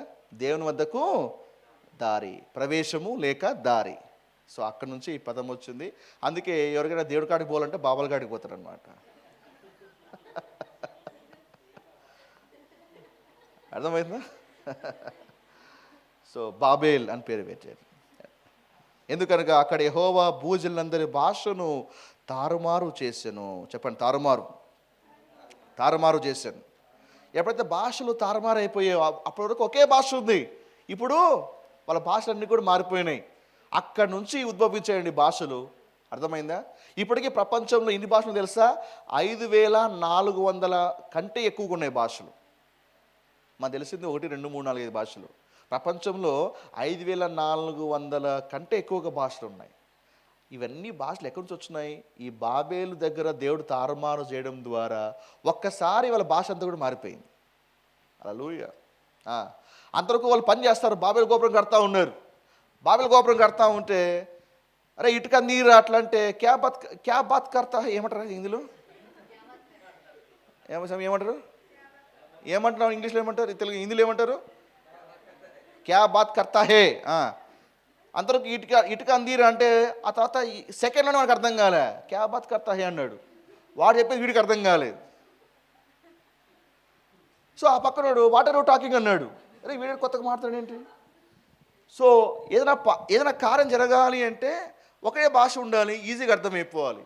ఒక్కసారిగా బాబేలు గోపురం దగ్గర భాషలందు తారుమారయ్యే పాటికే కట్టేవాళ్ళు కానీ, మోసేవాళ్ళు కానీ, బరువులు ఎత్తేవాళ్ళు కానీ, అమలుపరిచేవాళ్ళు కానీ ఒక్కరి భాష ఒకరికి అర్థం కాలే. ఒక్కసారిగా వాళ్ళందరూ పనులను వదిలిపెట్టేసినారు. అర్థమైందా? ఎప్పుడైతే వాళ్ళ పని ఆగిపోయిందో ఈ భాష మాటలందరూ ఈ పక్కన రండ్రా, ఈ భాష మాటలందరూ ఈ పక్కన రండ్రా అనగా భాషను బట్టి గ్రూప్స్ డివిజన్ అక్కడ మొదలైనాయి.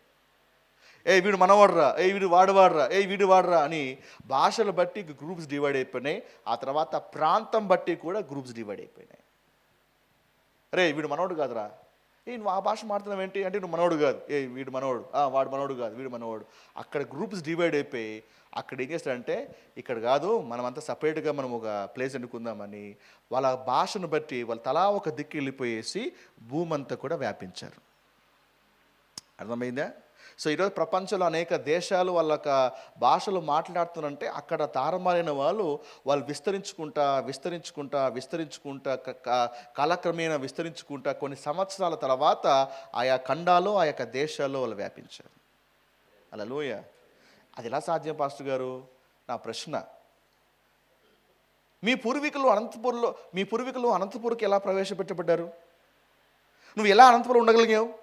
అసలు నువ్వు అనంతపురం రావడానికి గల కారణం ఏంటి? లేదు సార్, మా నాన్న అక్కడ ఉండేవాళ్ళు. మీ నాన్న అక్కడికి ఎలా వచ్చాడు? మా తాత ఆ ఊరికి వచ్చాడు. మీ తాత అక్కడ ఎలా వచ్చాడు? తెలియదు.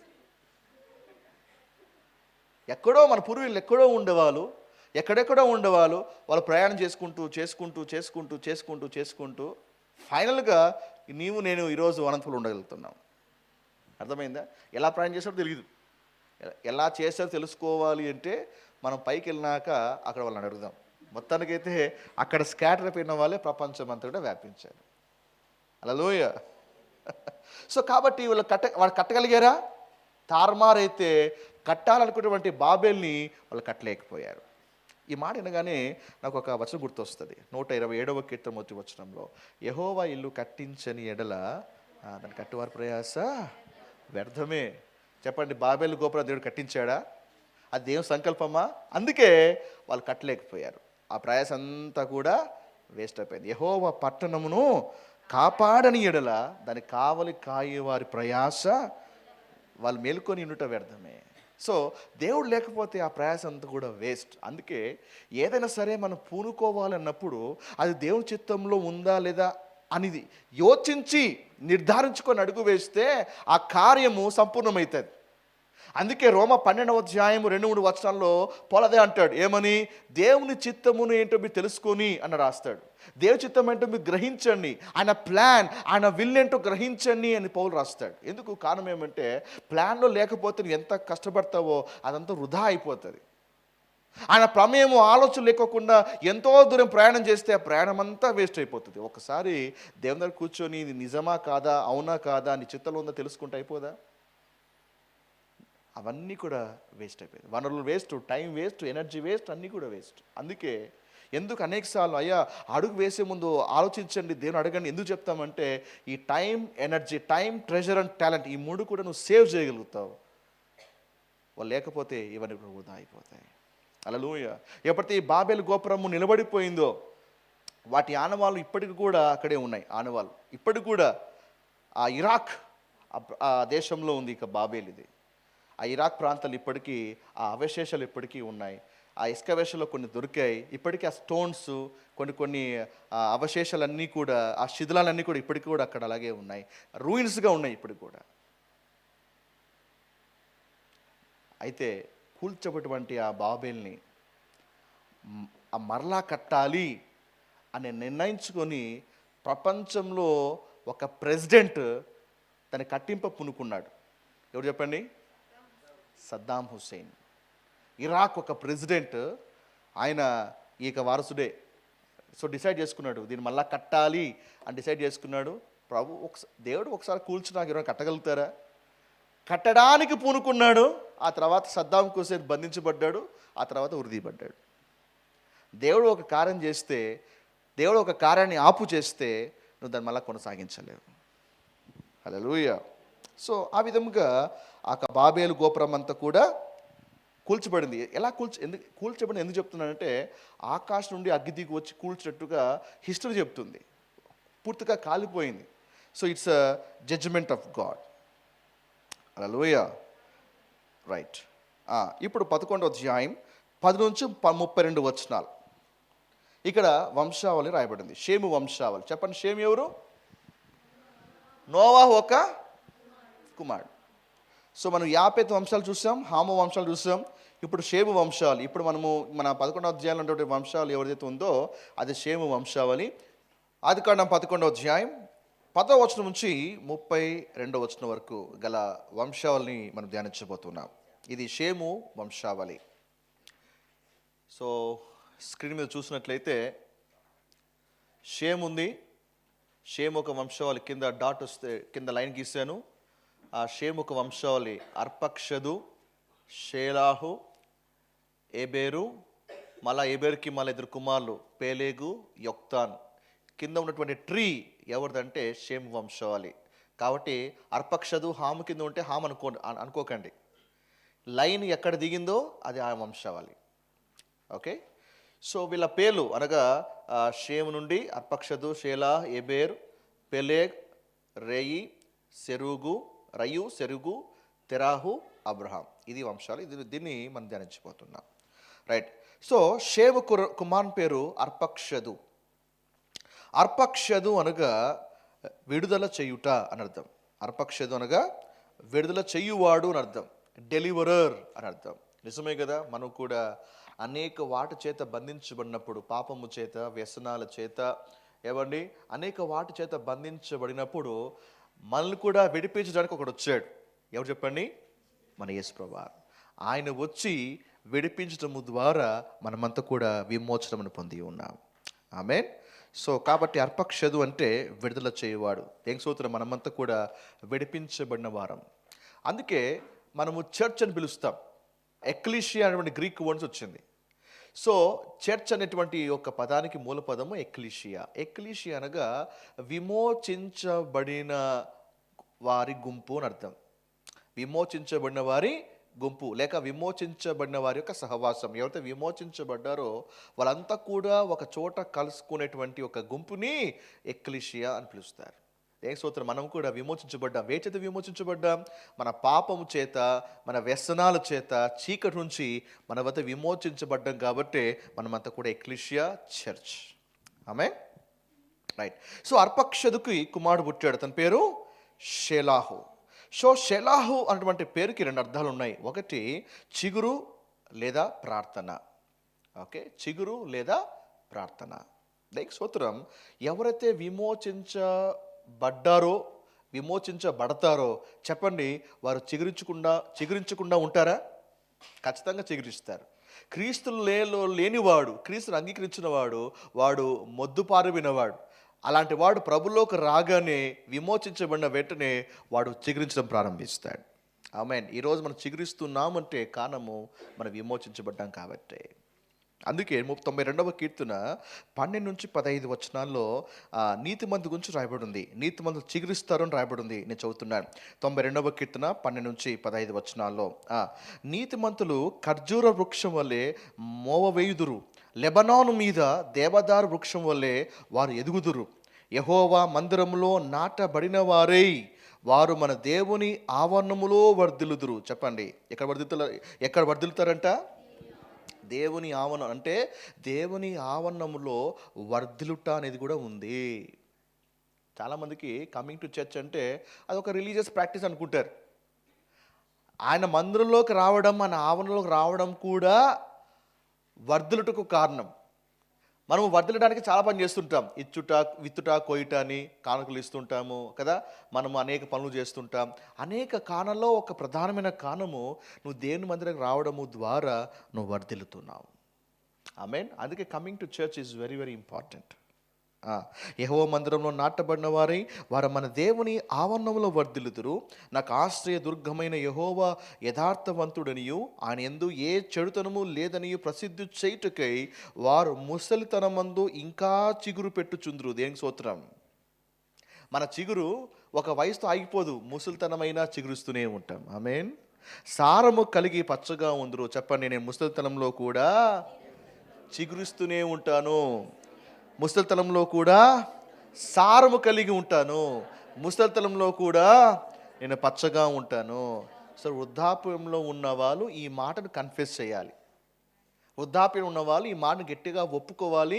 ఇది వరకు విశ్వాసమే ఉండాలి. అంతేగాని వృద్ధాప్యం రాగానే ఎక్కడ లేండి సార్, వయసు అయిపోయింది సార్, ఎక్కడ అయిపోయింది సార్, మా బలం అయిపోయింది, మా కాలం అయిపోయింది కాదు.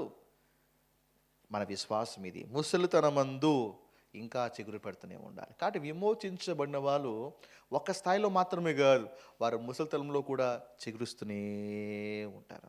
ఆమేన్. ఎందుకు ఆ చిగురు ఎలా చిగురించగలుగుతావు? ఎందుకంటే రక్షించబడినాక తండ్రి అయిన దేవుడు నిన్ను నన్ను తీసుకొని వచ్చి ద్రాక్ష చెట్టులో మనల్ని అంటుకట్టాడు. అందుకే యోహాను సువార్త 15వ అధ్యాయంలో రాయబడింది కదా, ద్రాక్షవల్లిని నేను, తీగలు మీరు, నా యందు ఉంటేనే కానీ మీరు ఫలించలేరు. అంటే ఒక తీగ ద్రాక్షవల్లిలో ఉంటే ఫలిస్తుంది అన్నమాట. దేనికి స్తోత్రం.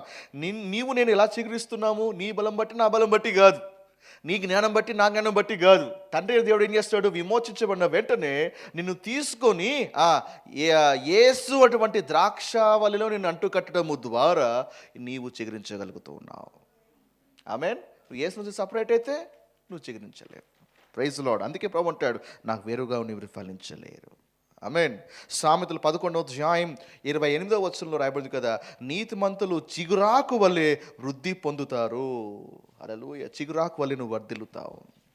సామెతలు 12వ అధ్యాయం 12లో నీతిమంతుల వేరు చిగుర్చును అని రాయబడింది. కాబట్టి యేసు నామములో మన జీవితంలో షెలాహ్ అనుభవం వచ్చును గాక. అర్పక్షదు వలె మనం విమోచించబడ్డాం, షెలాహు వలె మనము చిగురిస్తున్నాం. దేనికి స్తోత్రం. మనము చిగురించాలి అంటే ఎల్ల కాలమందు మనం చిగురించాలి అంటే ప్రార్థన కావాలి కదా. సో షెలాహు ఇంకొక పేరు ప్రార్థన. అందుకే నువ్వు ప్రార్థించాలి. You must be a man of prayer, you must be a woman of prayer. కాబట్టి నువ్వు ప్రార్థన చేస్తున్నావు, దాని అర్థం తెలుసా? దేవుని మీద ఆధారపడుతున్నావు అని అర్థం. అది కథ. ప్రేయర్ ఒక డెఫినేషన్ తెలుసా? నువ్వు దేవుని మీద ఆధారపడుతున్నాను అని అర్థం. ప్రార్థన చేయట్లేదు అని అర్థం ఏంటి? దేవా నువ్వు లేకపోయినా ఈరోజు నడుస్తుంది, ఈరోజు లేకపోయినా నేను బాగుంటాను, ఈరోజు లేకపోయినా కూడా నేను ఆరోగ్యంగా ఉంటాను. సో ప్రేయర్ చేయట్లేదు అంటే నేను నీ మీద నాకు నీతో పని లేదు ఈరోజు. I can take care of my own. నా గురించి నేను జాగ్రత్త చూసుకుంటాను అర్థం. Prayer means you are depending on God. అలాంటి వాడే చిగురిస్తాడు. ఈరోజు నువ్వు కూడా ప్రేయర్ తగ్గిందా? ప్రేయర్ లైఫ్లో మళ్ళీ నిలబడాలి. నీ ప్రేయర్ టైంని రిన్యూ చేసుకోవాలి. ఆ ప్రేయర్ కమిట్మెంట్లో మళ్ళీ నిలబడాలి. ఎంతగా ఆయన పాదాల మీద పడతావో అంతగా నువ్వు చిగురించడం ప్రారంభిస్తావు. ఆమేన్. రైట్. సో షేలాకి ఇంకొక కుమారుడు పుట్టాడు. అతని పేరు ఏబేరు. ఏబేరు చెప్పండి. ఏబేరు. ఏబేరు. ఏబేరు అనగా దాటి వచ్చుట అని అర్థం. ఏబేరు అనగా దాటి వచ్చుట అని అర్థం. ఏబేరు. ఈ ఏబేరు నుంచే ఏబేరు కాస్త హెబ్రీయుడుగా మార్చబడింది. ఏబేరు కాస్త హెబ్రీయుడు. అక్కడ నుంచి యూదులందరూ కూడా హెబ్రీలుగా పిలువబడతారు. దాటి వచ్చుట అంటే అండి నది దాటుట. అంటే నదికి ఈ పక్క ఉండేవాళ్ళు వీళ్ళంతా అప్పటి వరకు. ఆ తర్వాత నది దాటి వాళ్ళు ఆ పక్క వెళ్ళిపోయారు. అందుకే అక్కడ నుంచి వాళ్ళని హెబ్రీలు అని పిలుస్తారు. హెబ్రీలు అంటే నది దాటిన వాళ్ళు లేదా అవతలికి దాటిన వాళ్ళు అని అర్థం. అర్థమైందా? హెబ్రీ ఒక మూల పదము అది అన్నమాట. ఈవెన్ ఇజ్రాయెల్ ప్రజలు కూడా వాళ్ళు ఎర్ర సముద్రము దాటి అప్పుకొచ్చారు. హెబ్రీలు అని పిలువబడింది. సో హీబ్రూస్ అంటే ఎవరంటే దాటినవారు అని అర్థం. చెప్పండి, మనం కూడా దాటలేదా? ఏం దాటాం చెప్పండి? ఏం దాటిన పాస్టర్ గారు? వస్తూ కాలు దాటిన పాస్టర్ గారు. ఆ తర్వాత వస్తూ రైల్వే ట్రాక్ దాటిన పాస్టర్ గారు. చెప్పండి, మనం ఏం దాటినాం? మన జీవితంలో అద్భుతమైన దాటాం. మనము మరణం నుండి జీవములోకి దాటాం. హల్లెలూయా. సో మనమంతా కూడా దాటిన వారము, దాటిన క్రైస్తవులము. హల్లెలూయా. కాబట్టి దాటినటువంటి గుంపుగా మనం ఉన్నాం. అర్పక్షదు అనగా మనం విమోచించబడ్డాము. షెలాహ్ అనగా నువ్వు చిగురిస్తున్నావు. ఆ తర్వాత నీవు ఎబేర్ అనగా నువ్వు దాటి ఉన్నావు. దాటావా లేదా? హల్లెలూయా. కొంతమంది మతలో దిగినావా అంటారు. మతలో దిగడం ఏంటి? నేను దిగలేదు, మనం దాటినాం. అర్థమైందా? ఏమన్నా నా కాడికి వచ్చి మీరు మతలో దిగారంటే నేను మతలో దిగలేదు సార్, నేను దాటాను. దాటావా? ఇదేంటి సార్? ఎస్, నేను మరణం నుండి నేను జీవంలో దాటాను, నరకం నుండి స్వర్గంలోకి నేను దాటాను. సో నేను దాటిన వాణ్ణి. ఆమేన్. Praise the Lord. హల్లెలూయా. సో ఎబెరుకి ఒక కొడుకు పుట్టాడు. అతని పేరు పెలెగు. అతని పేరు ప్లేగు కాదు, పెలెగు. సో పెలేగు అనగా భేదము అని అర్థం. పెలేగు అనగా భేదము లేక విభాగము అని అర్థం. అంతవరకు భూమి అంతా కూడా ఒకటే ఉండేది, బార్డర్స్ ఉండేటివి కాదు, దేశాలు ఉండేటివి కావు. ఈ పెలేగు జీవితంలో, ఈ పెలేగు దినాల్లోనే భూమి ఒక దేశాలుగాను, భూమి ఒక బౌండరీస్ కలిగి ఒక ఖండాలుగా విభాగించబడింది. అందరూ ఒక కేకుగా ఉండేది, ఆ తర్వాత మరి ముక్కలు ముక్కలుగా విభాగించబడింది. ఆమేన్. సో పెలేగు అనగా భేదము అని నేర్చుకుందాం. దేనికి స్తోత్రం. యేసు ప్రభువారు ఈ లోకంలో ఉన్నప్పుడు కూడా అనేక భేదాలకు యేసు కారణమయ్యాడు. తెలుసా మీకు సంగతి? అనేక భేదాలకు యేసు కారణమయ్యాడు. యోహాను సువార్త 7వ అధ్యాయం 43వ వచనం. యోహాను సువార్త 7వ అధ్యాయం 43వ వచనం. మనం 3 వచనాలు చూడబోతున్నాం. కాబట్టి ఆయన గురించి జనసమూహములో భేదము పుట్టెను. యేసును చూడగానే ఒక గుంపు ఒక రకంగా మాట్లాడుతూ ఉంది, ఇంకో గుంపు ఇంకొక రకంగా మాట్లాడుతూ ఉంది. ఒక గుంపు ఏమో ఆయన్ని నిందిస్తూ ఉంది, దేవుడు కాదు అని. ఇంకో గుంపు ఏమో దేవుడు కాకపోతే అద్భుతాలు ఎలా చేస్తాడండి అని ఒక గుంపు సపోర్ట్ చేస్తూ ఉంది. అంటే ఒక గుంపులోనే భేదాలు వచ్చేసాయి. యోహాను సువార్త 9వ అధ్యాయం 16వ వచనం. యోహాను సువార్త 9వ అధ్యాయం 16వ వచనం. కాగా పరిసయ్యుల్లో కొందరు, ఈ మనుషుడు విశ్రాంతి దినము ఆచరించటం లేదు గనుక దేవుని యొద్ద నుండి వచ్చినవాడు కాడనిరి. అయితే మరికొందరు, పాపి అయిన ఈ మనుషుడు ఇలాంటి సూచక్రియ ఎలాగో చేయగలడని ఇట్లు వారిలో భేదం పుట్టాను. కాబట్టి దేవుని నుంచి వచ్చినవాడు కాదని ఒక వాదన, దేవుని నుంచి వచ్చినవాడు కాకపోతే ఇలాంటి అద్భుతాలు ఎలా చేస్తారు అనేది ఇంకొక గుంపు వాదన. అంటే వాళ్ళ మధ్య ఏమొచ్చింది? భేదం వచ్చింది. యోహాను సువార్త 10వ అధ్యాయం 19 నుంచి 21 వచనాల్లో. యోహాను సువార్త 10వ అధ్యాయం 19 నుంచి 21 వచనాల్లో ఈ మాటలు బట్టి యూదులలో మరలా భేదం పుట్టాను. ఒక్కసారి పుట్టించాడు ఆ భేదం యేసు ప్రభువారు. ఆయన అడుగు తీసి అడుగు వేస్తేనే భేదం. ఈ మాటలు బట్టి యూదులలో మరలా భేదము పుట్టాను. వారిలో అనేకులు, వాడు దయ్యము పట్టినవాడు, వెర్రివాడు, వారి మాట ఎందుకు వినుచున్నారనిరి. మరి కొందరు, ఇవి దయ్యము పట్టిన వాని మాటలు కావు. ఒకరేమో దయ్యం పట్టిన వారు మాట అంటారు, వీళ్ళేమో కావు అంటున్నారు. దయ్యము గుడ్డివారు కన్ను తెరవగలదా? హల్లెలూయా. సో భేదం వచ్చేసింది. కాబట్టి ఎవరైతే యేసుక్రీస్తును అంగీకరిస్తారో, యేసే చేస్తే మొదటి పని ఏంటి తెలుసా? ఫస్ట్ పని ఆయన భేదాన్ని పుట్టిస్తాడు. యేసు ఉన్న దినాల్లోనే గ్రూప్స్ 2 అయిపోయినాయి. యేసు పక్షంగా ఉన్న గ్రూపు, యేసు పక్షంగా లేని group. In the same way యేసుని అంగీకరించినప్పుడు కూడా యేసు చేసే మొదటి పని ఆయన భేదాన్ని పుట్టిస్తాడు. భేదాన్ని పుట్టించుట అంటే నెగిటివ్ వర్డ్. యేసు ప్రభువారు భేదాలు పుట్టిస్తాడా? ఎస్, అది నెగిటివ్ వర్డ్ అయినా కూడా దానిలో ఒక పాజిటివ్ మీనింగ్ ఉంది. మత్తయి సువార్త 10వ అధ్యాయం 34-39 వచనాల్లో ప్రభు అంటున్నాడు కదా. మత్తయి సువార్త 10వ అధ్యాయం 34-39 వచనాల్లో, నేను భూమి మీదకి సమాధానము పంపవచ్చునని తలంచుకుడి, ఖడ్గమునే గాని సమాధానము పంపుటకు నేను రాలేదు. ప్రభు అన్నాడు, నేను సమాధానం తీసుకొచ్చాను అనుకుంటున్నారా? లేదు, ఖడ్గం పంపడానికే వచ్చా. ఒక మనుషునికి, వాని తండ్రికిని, కుమార్తెకు, ఆమె తల్లికి, కోడలికిని, ఆ అత్తకును విరోధము పెట్టవచ్చు తిని. అబ్బా, ఎంత కఠినమైన మాట ఇది. యేసయ్య విరోధము పెట్టేవాడు అన్నమాట. అంటే యేసు ఉద్దేశము జగడాలు పెట్టేవాడని కాదు. యేసు ఉద్దేశము ఒక ఇంటి వాళ్ళకి గొడవ పెట్టడానికి వచ్చినట్టు కాదు ఇక్కడ అర్థం. కారణం ఏమంటే, ఒక వ్యక్తి రక్షించబడినాక వాడు వెలుగు సంబంధిగా మార్చబడతాడు. అది వరకు వాడు చీకట్లో నడుస్తూ చీకటి కార్యాలు, చీకటి ఆచారాలు వెంబడిస్తూ ఉండేవాడు. వెలిగించబడినాక అవి చేయట్లేదు. అది చూసిన వాళ్ళు చీకట్లో ఉన్నటువంటి చీకటి సంబంధులు వెలుగు సంబంధంగా దాడి చేస్తారు. అక్కడ గ్రూప్స్ మొదలైనాయి. యేసు ఉద్దేశం అది. సత్యంలో నడవాలనుకున్న వాడికి ఎప్పుడు కూడా విరోధం ఉండే ఉంటుంది. ఒక ఇంటి వాళ్ళే అతని మీద దాడి చేస్తారు. యేసయ్య ఉద్దేశం అది. హల్లెలూయా.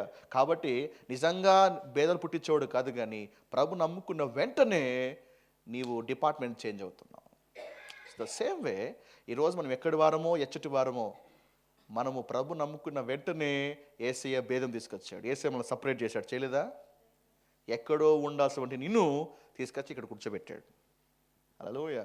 మరి ఇక్కడ ఉండడము మీ బంధువులకు సంతోషమేనా? మీరు ఇక్కడ ఉండడము మీ ఫ్రెండ్స్కి సంతోషమేనా? తిట్టుకుంటారు. ఒకప్పుడు ఎట్లా ఉండేవాడు, మాతో పాటు అక్కడికి వచ్చేవాడు, మాతో పాటు ఇక్కడికి వచ్చేది, ఆ పని చేసేది, ఈ పని చేసేది. ఈరోజు ఊరికి బయలుపట్టుకొని చర్చికి వెళ్తుంది, అంటే ప్రార్థనకి వెళ్తుంది, అంటే అక్కడికి వెళ్తాడు. ఎప్పుడు కూడా సేవ అంటాడు, ఎప్పుడు కూడా అదంటాడు, ఎప్పుడు కూడా ఇదంటుందని అందరూ కూడా మన గురించి నెగిటివ్గా మాట్లాడుతూనే ఉంటారు. దేనికి స్తోత్రం. యేసయ్య మనలోకి రాగానే యేసయ్య మనల్ని సపరేట్ చేసేసాడు. హల్లెలూయా. యోహాను సువార్త 15:18-20 యేసయ్య ఈ 2 గ్రూప్స్కి ఒక పేరు పెట్టాడు.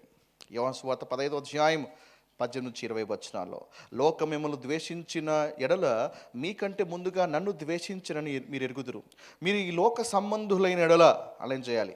లోక సంబంధులైన ఎడల లోకము తన వారిని స్నేహించును, అయితే మీరు లోక సంబంధులు కారు. అంటే ప్రజలు 2 రకాలు, లోక సంబంధులు, దైవ సంబంధులు. అంతేనా? 2 కేటగిరీస్గా దేవుడు భేదాన్ని కలగజేశాడు. ద సేమ్ వే ఈరోజు ఇప్పటికి కూడా గ్రూప్స్ 2 ఉన్నాయి. ఒకటి నమ్మిన వారి గుంపు, నమ్మని వారి గుంపు.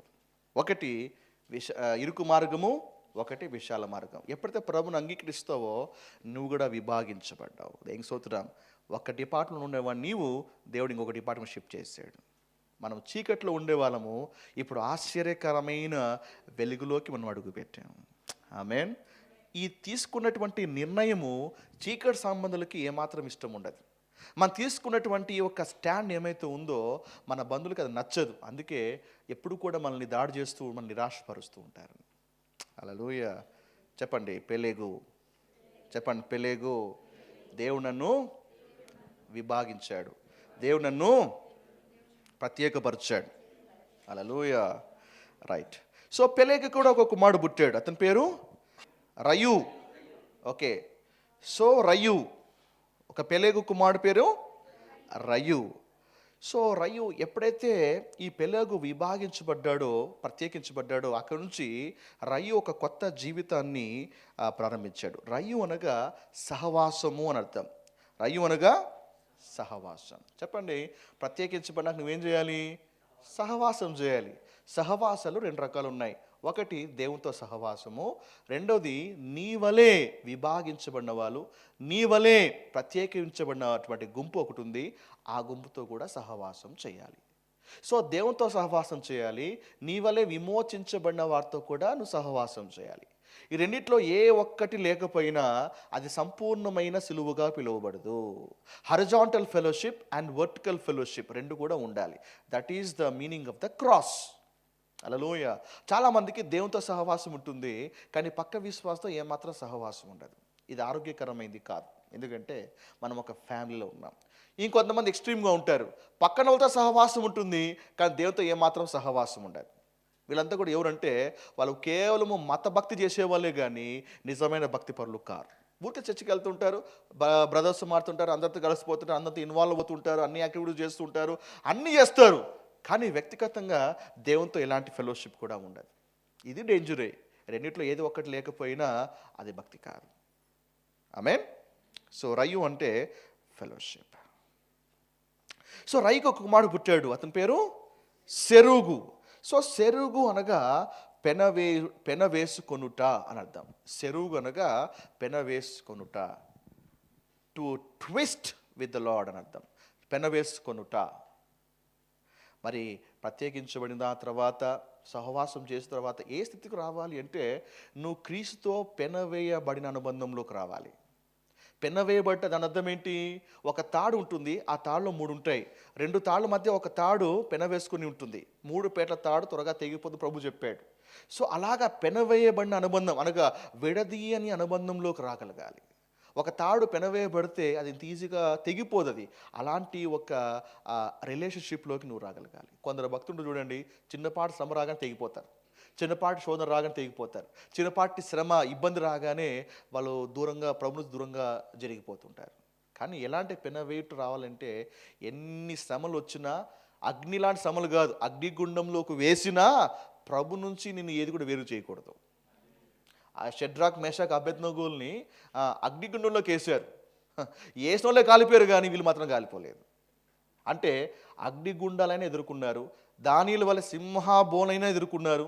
ఏమండి, ఇలా చెప్పుకుంటూ పోతే ఓల్డ్ టెస్ట్మెంట్లో చాలామంది వాళ్ళు భక్తి ఎలా ప్రదర్శించారు అంటే, అగ్ని లాంటి శ్రమలో పడ్డా కూడా వాళ్ళు ఎంతగా పెనవేయబడ్డారంటే ఏది కూడా వారిని దేవుని నుంచి దూరం చేయలేకపోయింది. అందుకే వాళ్ళ పేరు హెబ్రీ 11వ అధ్యాయం the hall of fame faith heroes లిస్ట్లో వాళ్ళ పేరు ప్రస్తావించబడింది. పెనవేయబడిన వారి పేర్లు అక్కడ రాయబడి ఉంది. ఈరోజు మన పేర్లు ఆ జీవనంలో రాయబడాలి, పెనవేయబడి అనుబంధంలోకి రాగలగాలి. ఏది కూడా నేను వేరు చేయకూడదు. దేవదూతులైనా, ప్రధానులైనా, ఉన్నవైనా, రాబోవైనా, కరువైనా, ఖడ్గమైన, వస్త్రహితైనా, దేవదూతులైనా, ప్రధానులైనా ఏది కూడా క్రీస్తు ప్రేమ నుండి నేను వేరు చేయకూడదు. అలాంటి అనుబంధంలోకి రాగలగాలి. ఆమేన్. అలాంటి అనుభవం దేవుడు మనకు అనుగ్రహించును గాక. Praise the Lord. రైట్. సెరుగు ఒక కుమారుడు ఎవరు? నాహోర్. చెప్పండి, ఎవరు? నాహోర్ అంటే అబ్రహాము తాత అన్నమాట ఈయన. నాహోర్. నాహోర్ అంటే బుస కొట్టుట అని అర్థం. నాహోర్ అంటే బుస కొట్టుట. నాహోర్కి ఇంకొక కొడుకున్నాడు, అతని పేరే తెరాహు. చెప్పండి, తెరాహు. అబ్రహాము నాన్న పేరు తెరాహు. తెరాహు అంటే ఆలస్యము అని అర్థం. డిలే, ఆలస్యము అని అర్థం. ఇక్కడ నుంచి మనకి స్టోరీ కన్య అవుతుంది. చాలా అద్భుతంగా ఉంటుంది ప్రయాణం. ఈ తెరాహు దేవుడు అబ్రహాంతో మాట్లాడుతున్నప్పుడు, అబ్రహామా నేను దీవిస్తున్నాను కాబట్టి నువ్వు లేచి బయలుదేరు అంటే, అబ్రహాము బయలుదేరుతున్నాడు. ఆ బయలుదేరేటువంటి గుంపులో అబ్రహాము వాళ్ళ నాన్నను కూడా తీసుకెళ్ళిపోయాడు. తను ఉన్నటువంటి దేశం నుంచి లేచి బయలుదేరుతూ వెళ్తూ దేవుడు చూపించేటువంటి దేశానికి వెళ్తున్నారు. మార్గం మధ్యలోనే వాళ్ళు ఒక కాపురం ఉన్నారు. ఒక చోట వాళ్ళు కాపురం ఉన్నారు, దాని పేరే హారాను. చెప్పండి, గట్టి చెప్పాలి. హారాను, గట్టి చెప్పాలి. హారాను.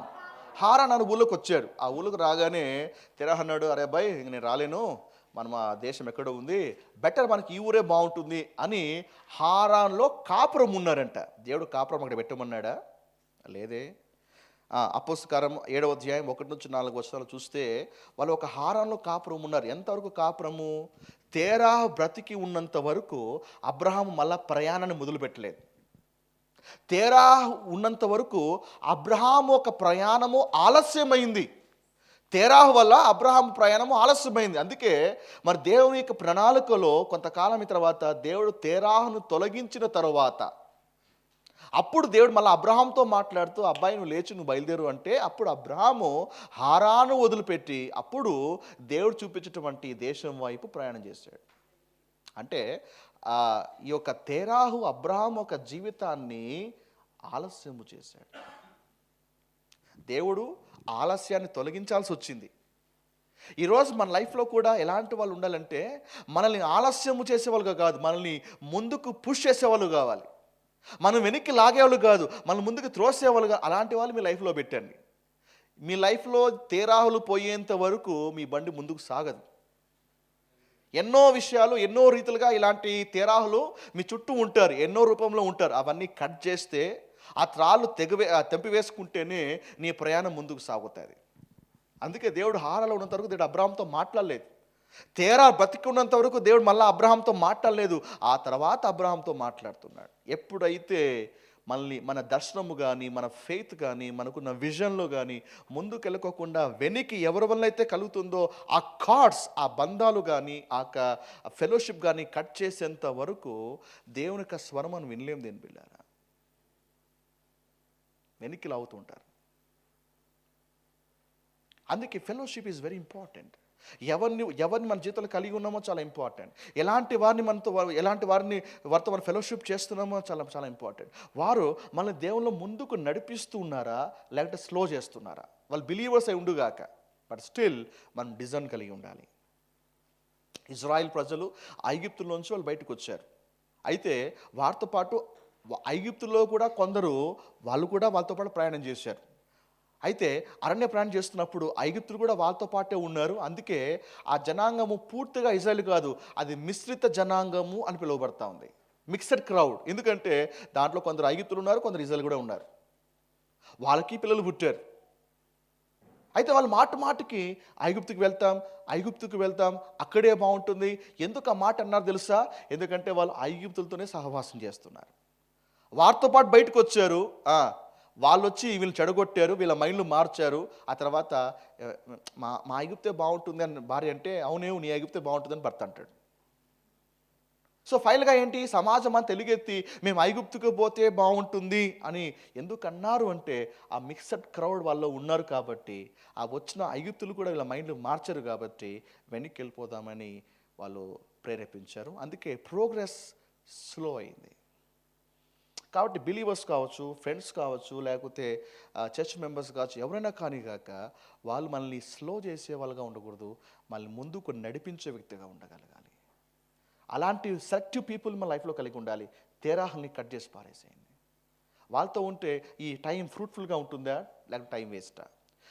ఇక టైం వాళ్ళతో స్పెండ్ చేస్తే అది నా ఆత్మకు ప్రయోజనమా, లేదా ఊరికే చిట్ చాట్ అని పిచ్చాపాటిగా మాట్లాడుతూ నా టైం, నా విజన్, దేవుడు నా ముందు పెట్టినటువంటి ఒక ప్లాన్ని స్లో చేస్తూ ఉందా? ఇలాగైతే ఆ రిలేషన్షిప్కి గుడ్ బై చెప్పగలగాలి. ఎప్పుడు మాట్లాడినా 10 నిమిషాలు మాట్లాడినా అది మనకు ఆత్మకు అభివృద్ధి కలగాలి, ప్రోత్సాహం కలగలగాలి. అండ్ ఆ డిస్కషన్లో మనం ఏదైనా నేర్చుకోగలగాలి. వాళ్ళతో మాట్లాడుతున్నప్పుడు మన ఆత్మ మండుతూ ఉండాలి. అలాంటి వాళ్ళని మన లైఫ్లో ఉంచగలగాలి. తక్కిన వాళ్ళందరూ కూడా టాటాయ్ బాబాయ్ సీజు అని చెప్పేసి కట్ చేయగలగాలి. హల్లెలూయా. నాహోరు చనిపోవటం అబ్రాహాంకి బాధే, కానీ తప్పదు. ఎందుకంటే అబ్రాహాం ముందుకు వెళ్ళాలి అంటే ఆ కార్డ్స్ కట్ అయిపోవాలి. అందుకే ఆదికాండం 11వ అధ్యాయంలో నాహోరుతో ఉన్నటువంటి బంధము, ఆ తెరాహుతో ఉన్నటువంటి బంధం కట్ అయిపోతుంది. 12th చాప్టర్ నుంచి అసలు ప్రయాణం అబ్రహాం ప్రారంభిస్తాడు. సో ఆ ప్రయాణం ఎలా సాగింది, ఏ విధంగా వాళ్ళు ముందుకు వెళ్ళారు, ఏ విధంగా అబ్రహాము ఏమేమి ఎదుర్కొన్నాడు అనే విషయాల్ని మనం 12వ అధ్యాయంలో స్పష్టంగా మనం వచ్చే వీక్ మనం ధ్యానించబోతున్నాం. ఇంకా చాలా స్పిరిచువల్ యాంగిల్లో అద్భుతంగా సాగిపోతుంది. It's a beautiful journey. So don't miss from next Wednesday. ఇంకాస్త డీప్గా ఇంతవరకు 11వ అధ్యాయం వరకు దేవుడు సమస్త జనాల మీద ఫోకస్ చేశాడు. ఇప్పుడు 12వ అధ్యాయంలో సమస్త జనం నుండి దేవుడు తన దృష్టిని మళ్లించి ఒకే వ్యక్తి మీద ఫోకస్ చేస్తూ ఒక వ్యక్తి నుంచే దేవుడు అనేక జనాంగాలు దిగిపోతున్నాడు. అర్థమైందా? అనేక జనాంగాల్ని హ్యాండిల్ చేస్తున్నాడు, ఎవరు మాట్లాడట్లేదు.